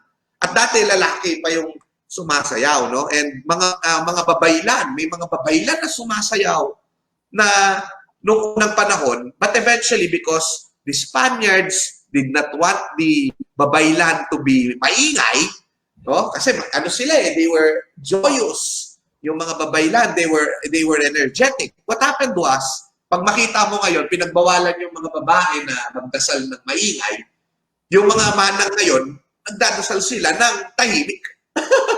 Yes. So, now, I'll show you something very interesting. Sinulog or Moro-Moro was already documented in Iloilo, if I'm not mistaken. I'm not sure. But this is a picture, an old picture from the Laureano collection of the Sinulog or Moro-Moro old picture being performed. Ano? So, talagang matagal na talaga yan. And nakakatuwa din because of all these fluvial processions. The fluvial processions are like going back to our ancestral roots as Austronesians, as a maritime culture. Now, not just in culture, but the expression of freedom. The Santo Niño helped us. Tama si Sir Vic, kailangan natin ng kakatigan kung tayo ay lalaban makikibaka. So, even if you're going to look at the different revolts in the Visayas, you always see religious aspects in it. Now, in the Leon Quilat, Pantaleon Villegas, Leon Quilat Rebellion of Abril 3, which was Palm Sunday, I'm not mistaken, 1898, they were shouting when they attacked the Spaniards, mabuhi ang Santo Niño, mabuhi ang Santo Niño. So they were invoking the name of the Santo Niño. And eventually, even with the Aglipayan, the Iglesia Filipina Independiente, they have this Mother Virgen de Balintawak, in which the Virgin Mary was with the Holy Child, and then nakalagay doon sa inscription with the Holy Child, Ama ko, sumilang nawa ang aming pagsasarili. May our independence be birthed. Ano? So yun, where you see now that the Santo Niño was not just a religious thing, it was a cultural thing. It was a nationalistic symbol for a lot of Filipinos. Yes. So actually, the Katipunan also had their amulets were all religious symbols. God the Father, angels, and Latin inscriptions. So there is this last question because we are now running out of time, and then our dancers really want to dance already. So there is this question. Braille Yucaran Salazar is with us. Oh, he is also a descendant of a Katipunero. And his question is about this detail about when the Santo Niño is being, the Santo Niño in the Basilica would have a procession, would be going out of procession. There is a Teniente de la Guardia that is, I mean, the trace why the image of the Santo Niño in San Nicolas has to go inside the Basilica as Teniente de la Guardia, while the original image is used for the procession. Now, I also consulted Father Rick Anthony Reyes here, the director of the Santo Niño, Basilica de Santo Niño Library and Archives. And please show my slide. Ano? What happened was, and this is very important, in one of his convos daw with one of the priests of the Archdiocese of Cebu, he said that this practice na, you know, you have the Santo Niño de Cebu. And then, kasi dili ako taga Cebu, no? But to explain to the people who are not from Cebu, to Subo, no? Is when the Santo Niño goes out for procession for the feast of the Santo Niño in Cebu, what happened was itong the image of the Santo Niño in the San Nicolas the San Nicolas Parish will be brought inside the Santo Niño de Cebu Basilica to take over the Santo Niño. Okay? Na ipe-process. Now, why is that? And they called it the Teniente de Guardia. No? So, sabi ni Father Rick, no? This was started now, according to some of his colleagues, by Monsignor Chris Garcia, who passed away this week, if I'm not mistaken. So, RIP po. I hope tama yung info, no? This is, however, very inconclusive since it predate Monsignor Garcia. However, based on his readings, the practice is based on the following postulates. Bakit ganon? Simple. The Santo Niño de Cebu's procession around the city leaves the niche empty. So, ayaw nila na yung niche na where the Santo Niño de Cebu is empty when magkakaroon ng procession. So, the Teniente del Guardia will take over. So, parang sa military, yung alis yung commander-in-chief, the Teniente del Guardia will take over. So, the practice should either be left with its standard or a Vicaria image placed on it. So, either an image, which is a Vicaria or a replica, no, of the main image, or a standard. Now, why San Nicolas? Bakit pinukuha yung image from San Nicolas Parish? Simple.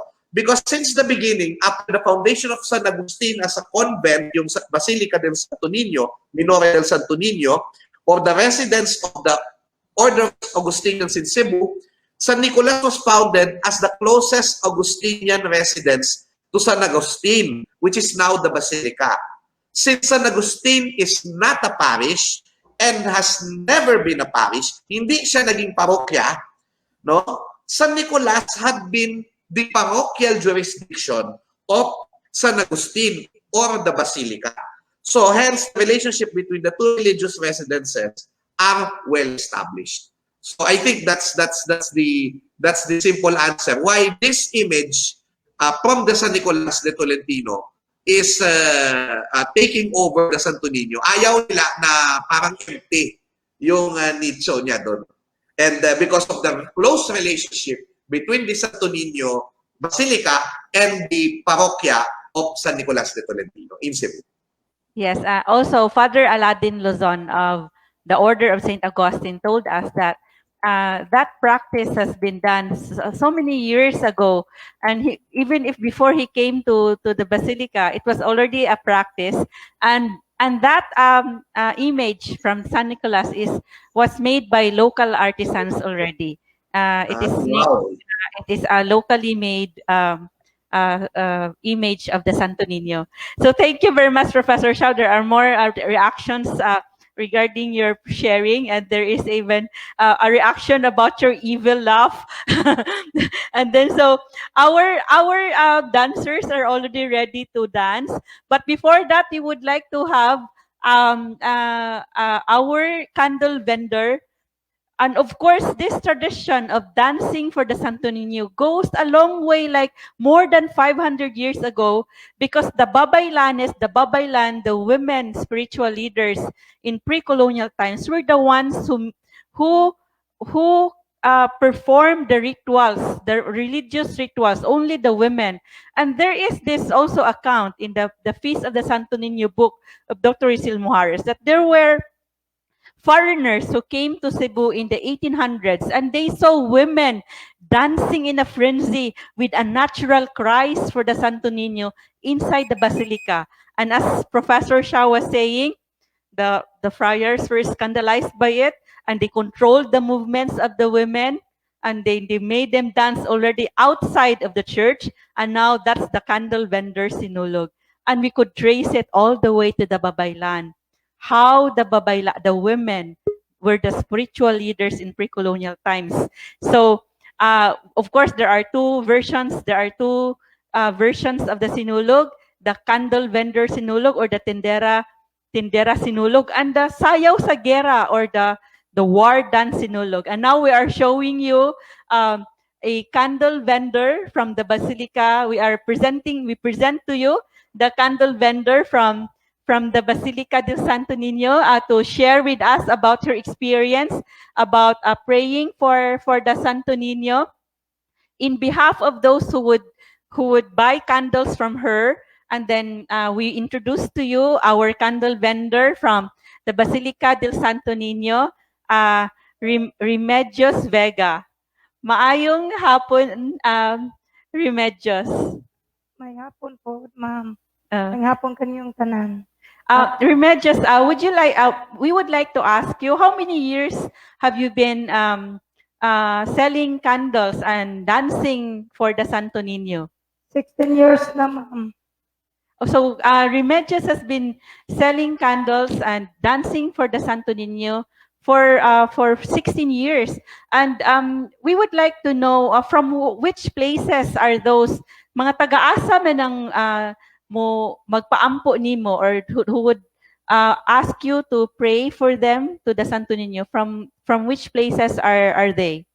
Ay taga Davao, ay taga Bohol, Liti, taga probinsya din sa South of sa North. Ug napoy taga Manila, ma'am. Yes. So she said that there are those who would come to the basilica from different places in the Visayas and from Luzon. And of course, we know that in the procession before the COVID, there were 3 million who joined the 3 million to 4 million, 3 million who joined the procession for the Santo Niño during Sinulog. So Remedios, we would like to ask you, what do they usually ask you to pray for them, or what do the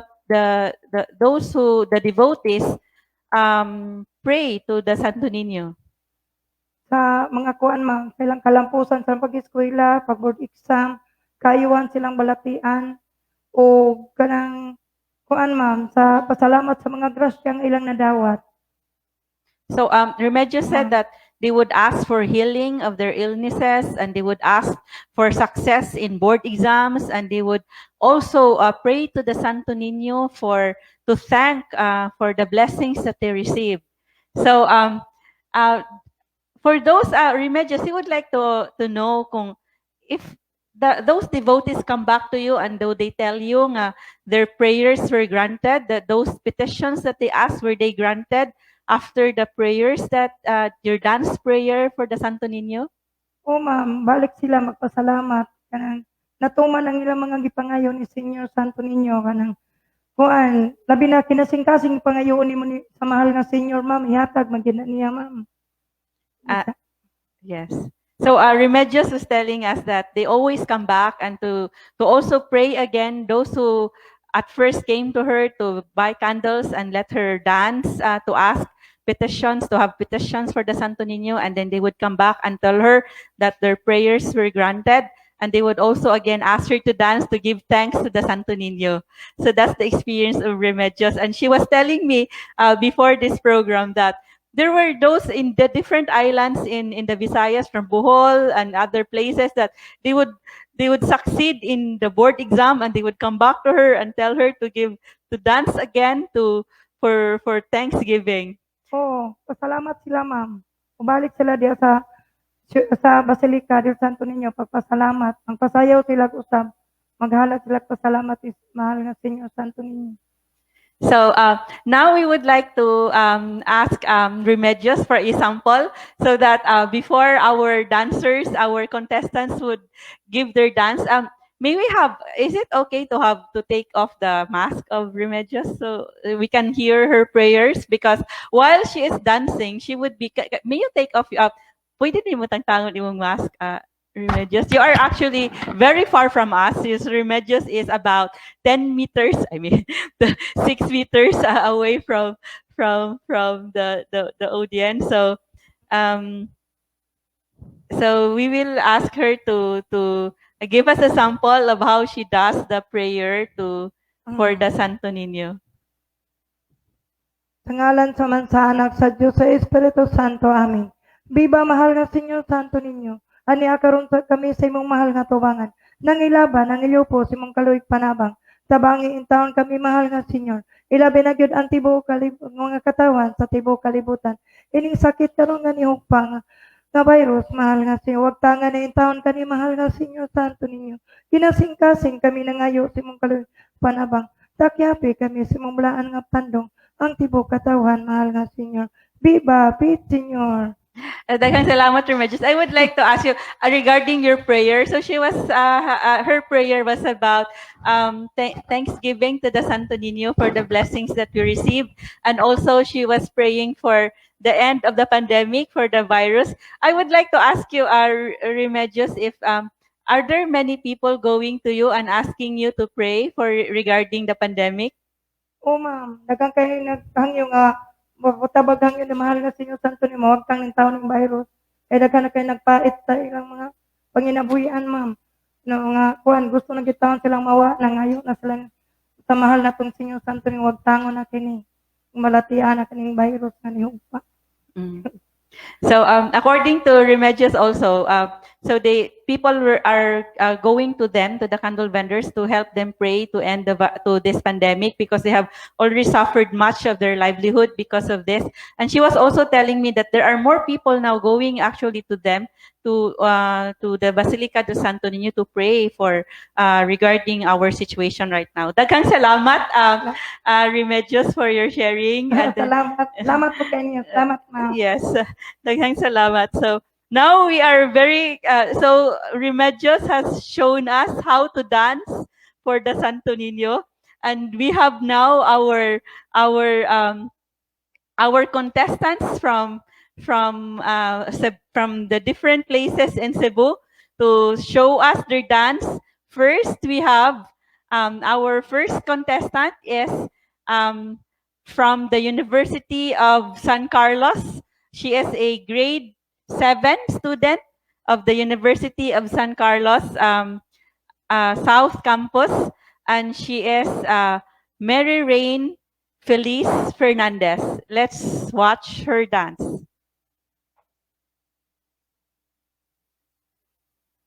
Sugod na sa sinulog kitang tanan mapit senyor.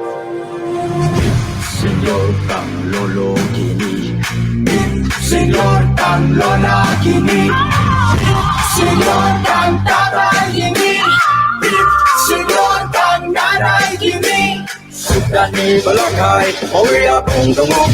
Sayo na gipari sa liog sa sulog. Pagkachiko padampin, alam sa Santo Niño. Bihalag na kinabuya ron, talipay ang Ginoo. Tinulog, siya gitong puso.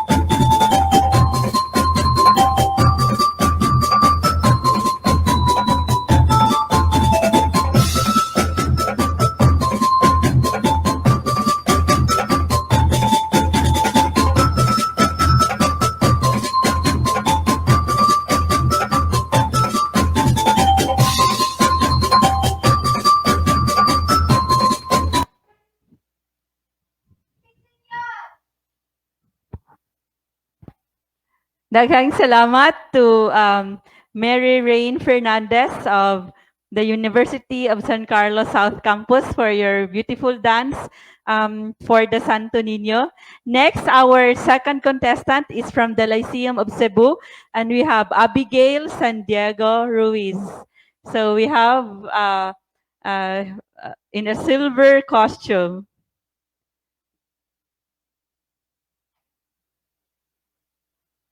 Sugod na sa sinulog kitang tanan mapit senyor.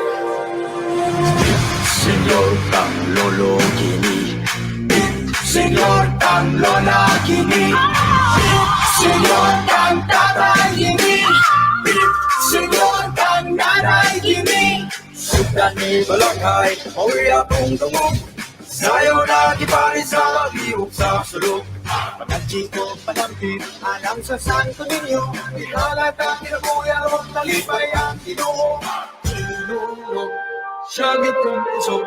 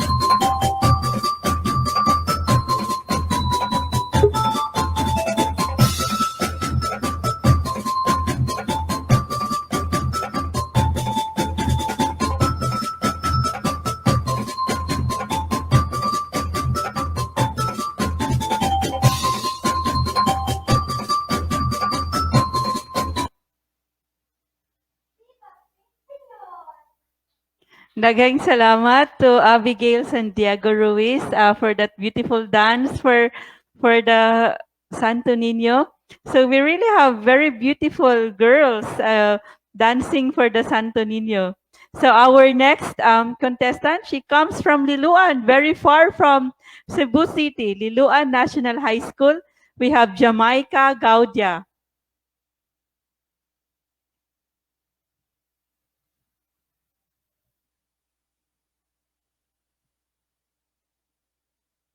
Sugod na sa sinulog kitang tanan mapit senyor. Senyor kang lolo kini, senyor kang lola kini, senyor kang tatay kini, senyor kang nanay kini. Sudan ni balanghay, mawi akong tungog. Sayo na kiparin sa mag-iwag sa sulok. Pagkatsi ko panampin, alam sa Santo Niño. Ihalat ang kinabuya ron, talipay ang Ginoo. Tinulog, siyagit kong puso.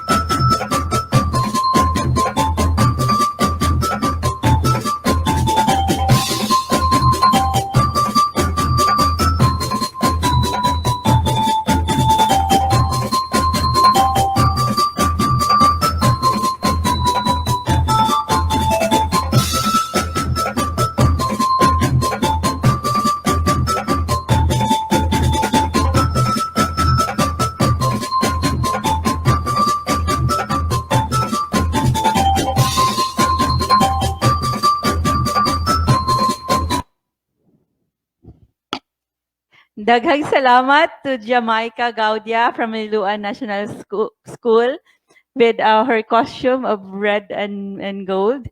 So now we have our fourth contestant. This is a group from the University of the Visayas, Silingan Renato, just our neighbor. Let's welcome a group of young people from the University of the Visayas, from J Fixers.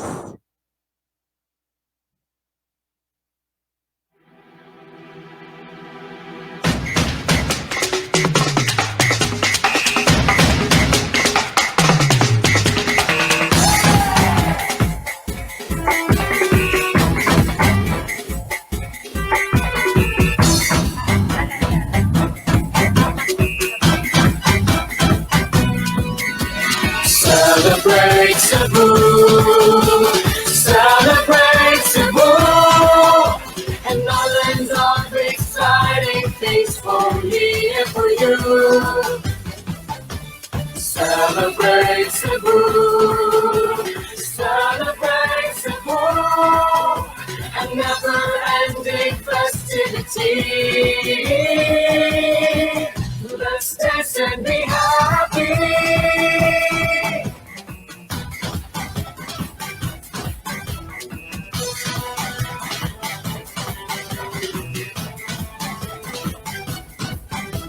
Cebu, Cebu, Cebu, Cebu, Cebu, Cebu, Cebu, Cebu, Cebu, doesn't know Cebu. Hey, doesn't know. Cebu, Cebu, Cebu, Cebu, doesn't know. Daghang salamat. So we had a technical problem. Are you going to play again the music? We are playing again the music. Are we going to watch that again? There is a technical problem with the music, so we are going to, while you are prepare, so we are now having a take 2 of that because we had a problem with the music. So once again, the J Fixers at the University of the Visayas.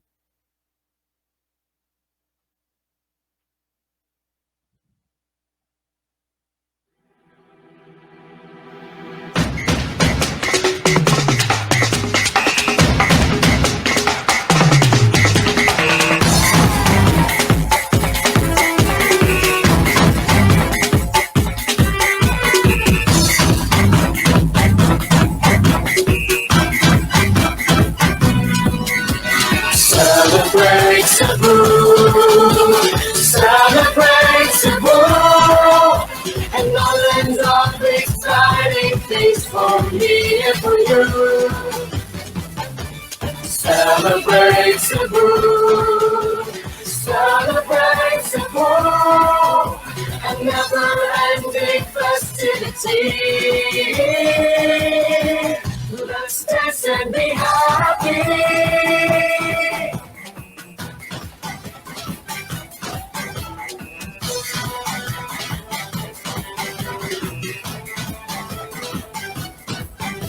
Cebu, Cebu, Cebu, Cebu, Cebu, Cebu, Cebu, Cebu, Cebu, Cebu. Daghang salamat again.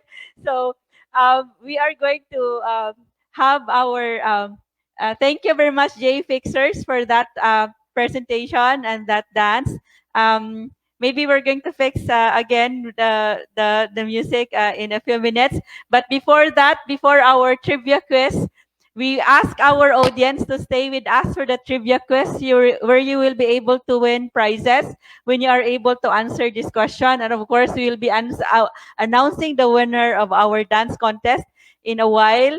So before our trivia quiz, we have a request from Professor Xiao Chua to give his closing statement or his goodbye words, because he is transferring location right now.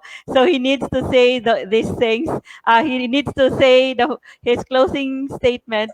before the other panelists. The others would be joining me in a while, but Yeah. Professor Chow is Sorry po. Sorry sige. po, but praise be Jesus Christ because I am going out of the hospital at this moment. So I'll just read this what I composed for the exhibit as my final message to everyone. And ito po, no? Itong kwento ng Santo Niño, ito'y kwento ng pagyakap ng isang kalinangan sa isang bagong pananampalataya. At ang nilikha nito kasaysayan at pamana. Ito rin ay isang kwento ng pag-ibig ng isang bayan sa isang bata. Sa isang kulturang magiliwin sa bata, madali tayong napaibig sa banal na bata. Sa isang mamamayang nagdaranas ng mga pagsubok, kapanatagan ng malaman na ang Diyos ay nakipagkapwa-tao at naiintindihan ang pagiging tao. At dahil dito, may panahong binibihisan natin siya na tulad natin dahil isa siya sa atin at siya'y kasama natin. Maraming salamat, dagang salamat sa inyo tanan.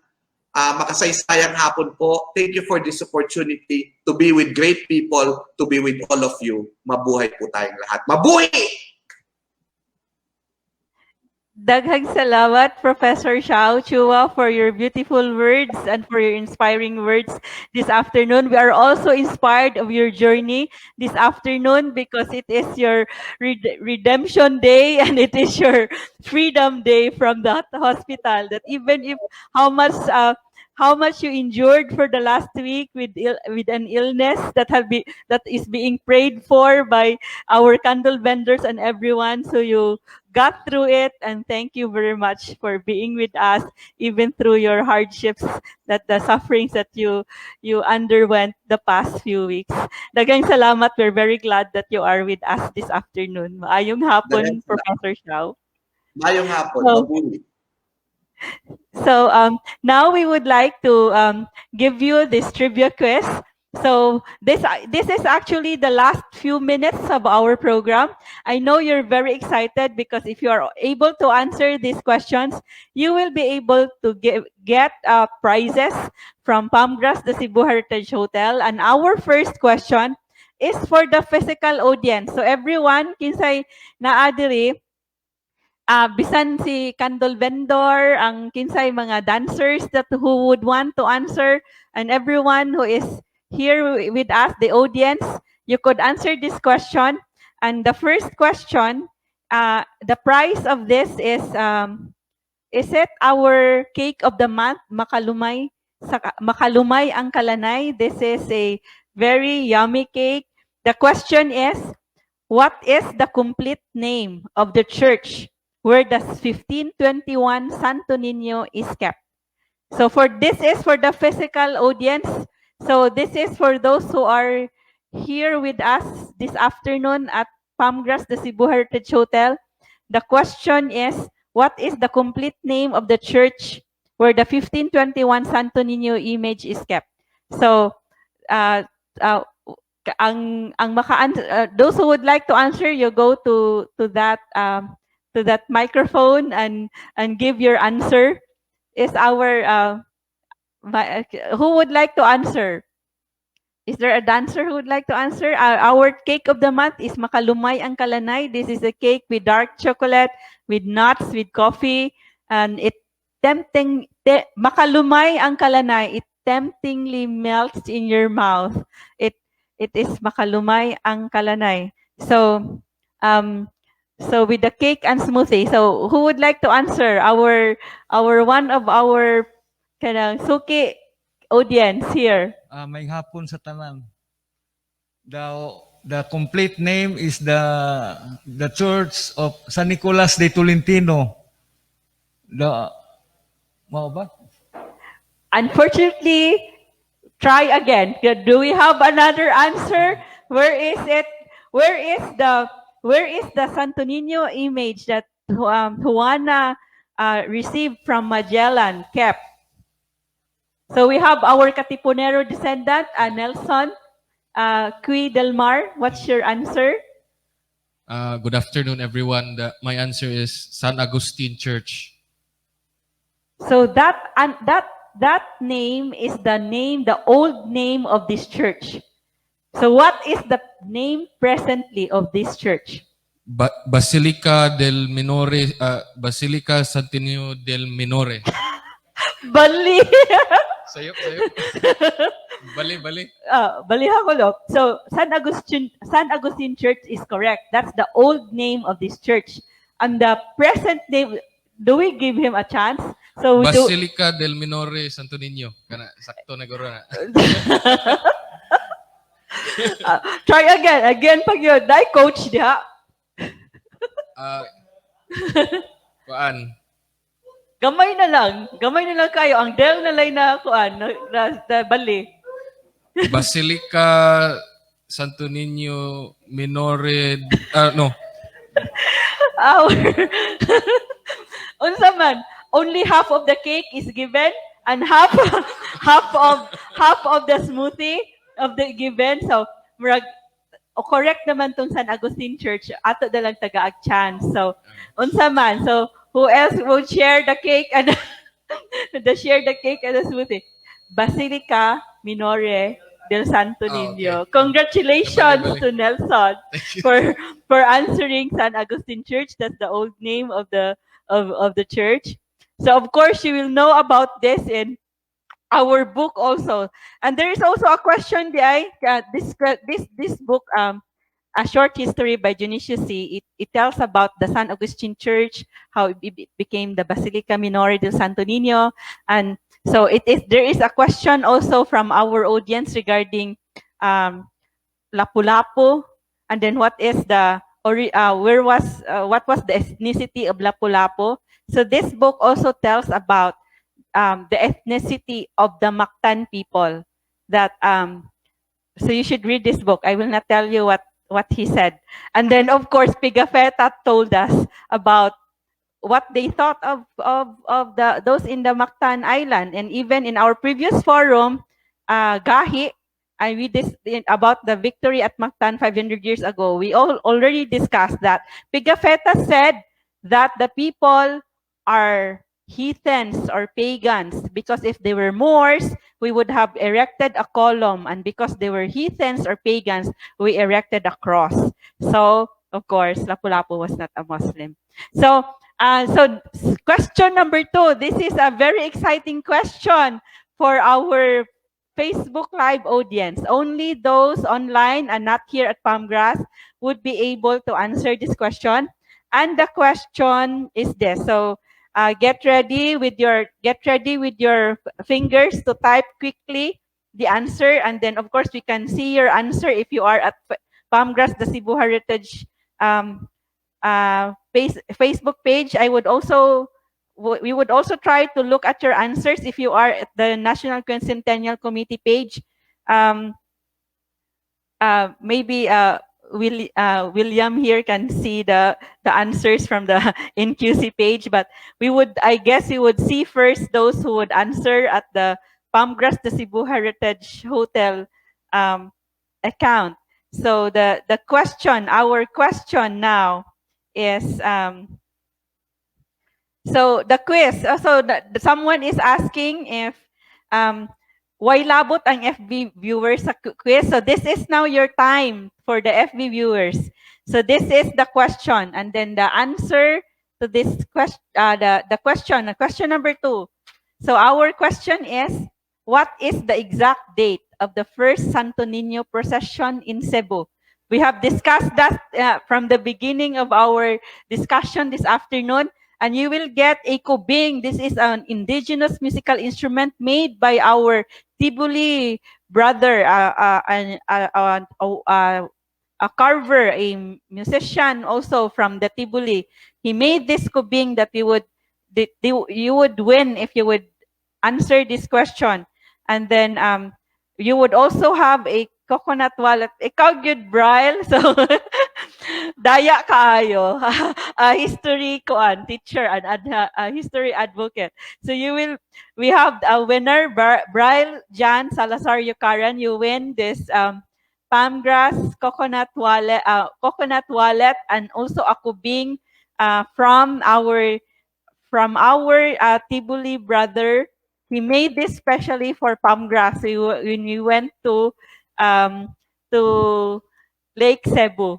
So you will be able to claim your prize in your next visit to Palmgrass. Congratulations, Brian. And this last question, so those who already won will not be able to qualify for this question. And of course, to those who already won an overnight stay at Palmgrass at our Rooms for Hero will not be able to qualify for this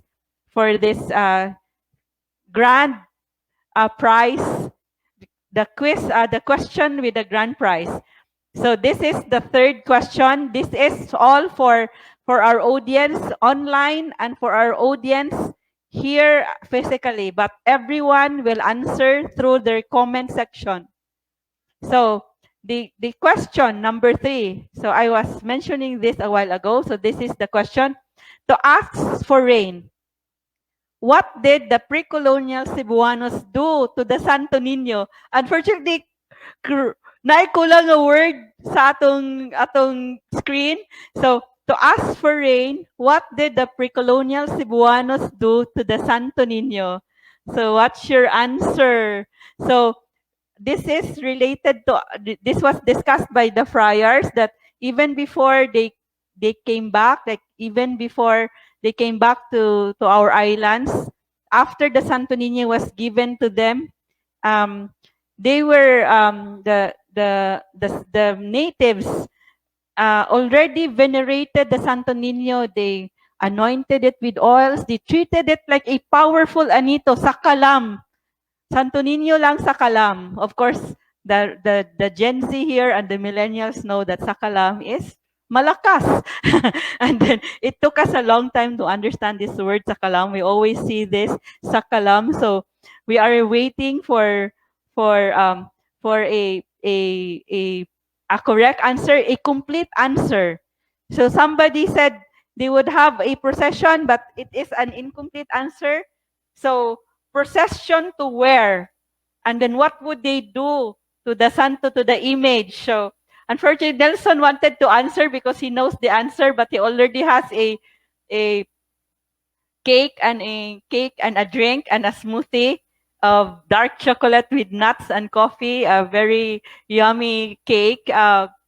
Makalumay ang kalanay. This name actually of this cake is coined by a Katipunan descendant, Gina Abellana, a granddaughter of Jovito Abellana. So what would the people do? What did the pre-colonial Cebuanos do when they wanted rain from the Santo Niño? I guess no one will be able to answer. Would anyone be able to answer this question? So while we are waiting for answer, we would now walay answer. Walay nag-answer. Is it a very hard question? Ikaw. Si Kuan, I think pwede na si choreographer mo answer if he wants. You can answer through your comment section, and you will be able to win. What did the natives do if they wanted to ask for rain? Of course, only the panelists are disqualified from answering. Okay? They already know this. If they know this, so naala. They will dip the Santo Niño in water. Congratulations to Ricky Gomez. How are you related to Richard Gomez? So, congratulations, Ricky, for giving us the correct answer. They would dip the senior Santo Niño in seawater. They would bring it to the sea. They would have a procession going to the sea and dip it in water. And they would not be able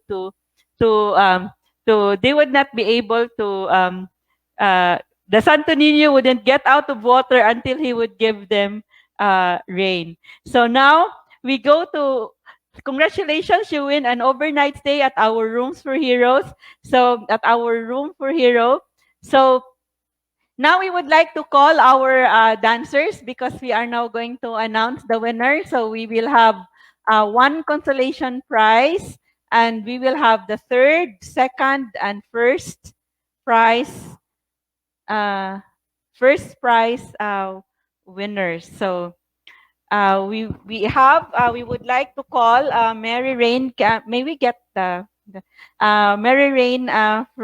We will have the Mary Rain Fernandez, Abigail San Diego Ruiz, and Jamaica Gaudia, and the J Fixers. So may we have a social may we arrange them first? So we can have, so these are our dancers. So we have, where is Mary Rain Fernandez, Mary Rain, Abigail, and then we have Jamaica, and so we have the J Fixers. So we congratulate everyone for being so talented and being so beautiful and handsome in your costumes. So we are very happy that you dance well, you express your love for the Santo Niño through your dance. And this tradition of dancing, of dance prayer has been practiced by Cebuanos more than 500 years ago. So now do we have any music or drum roll? Our consolation prize winner is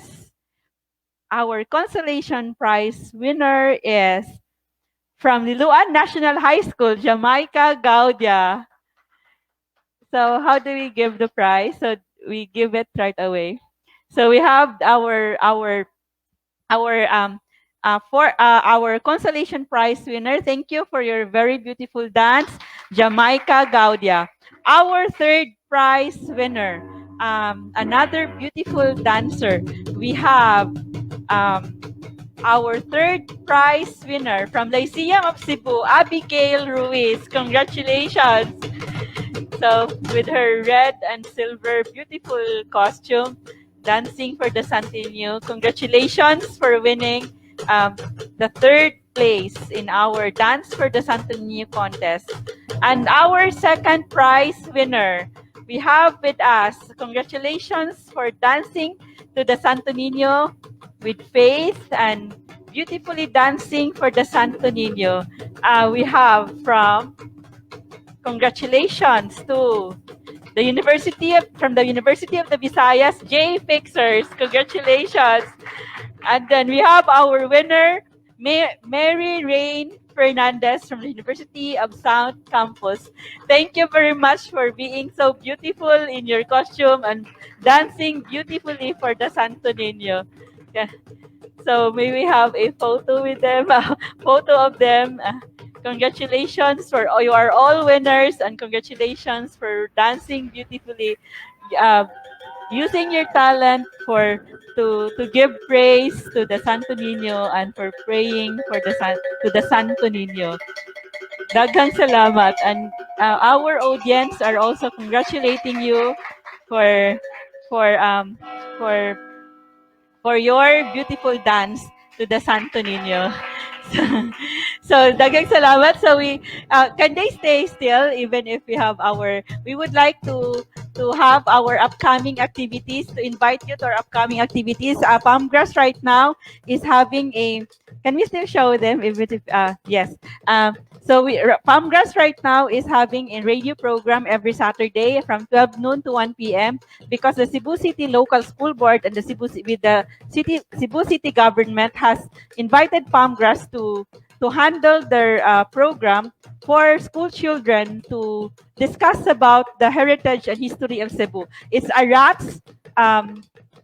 a joyride to Old Cebu. And on May 22, our topic is Laban Lang, Sudlun Mountains, the 1898 Avengers Headquarters. On May 29, it will be Isog, the 456 years of warrior Dagami's fight. So we will discuss about Dagami. On May 22, we will discuss the second phase of the revolution in Cebu. And on June 12, we will have a forum, a blended forum, baluarte, with it is breaking down the centuries of walls dividing the Moro and Christians, and we will have with us Dr. Michael Colonial, Professor Darwin Alsari, Dr. Jobers Reynes Bersales, and Father Arnold de Son of the Order of St. Augustine. So we would now like to ask our panelists to give their closing statements in our this afternoon's forum. So first we would have Professor Dr. Vic Villan of the University of the Philippines, Diliman, to give his closing statement, while wala na siya. So we will have Dr. Sona Saniel Amper. Can we still show the screen, our dancers, the screen after this? Yes.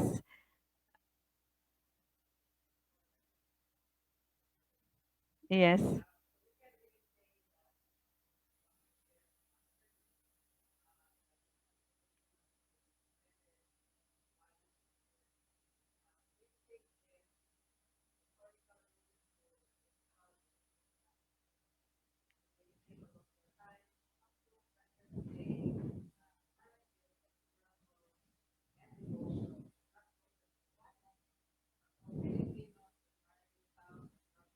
And even in other countries abroad.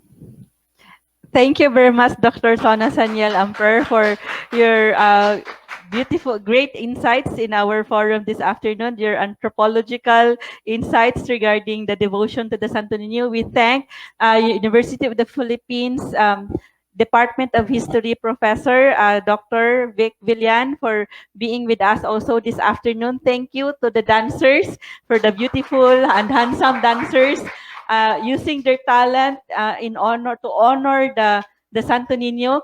Thank you to our partners, the National Historical Commission, the Philippines, the National Quincentennial Committee, the Museo Sugbo, the University of San Carlos Department of Anthropology, Sociology, and History, to the Dayandi Heritage Center, SOAN 2020 Incorporated, and to the Santo Niño at 500. Daghang salamat ug maayong hapon kay natong tanan.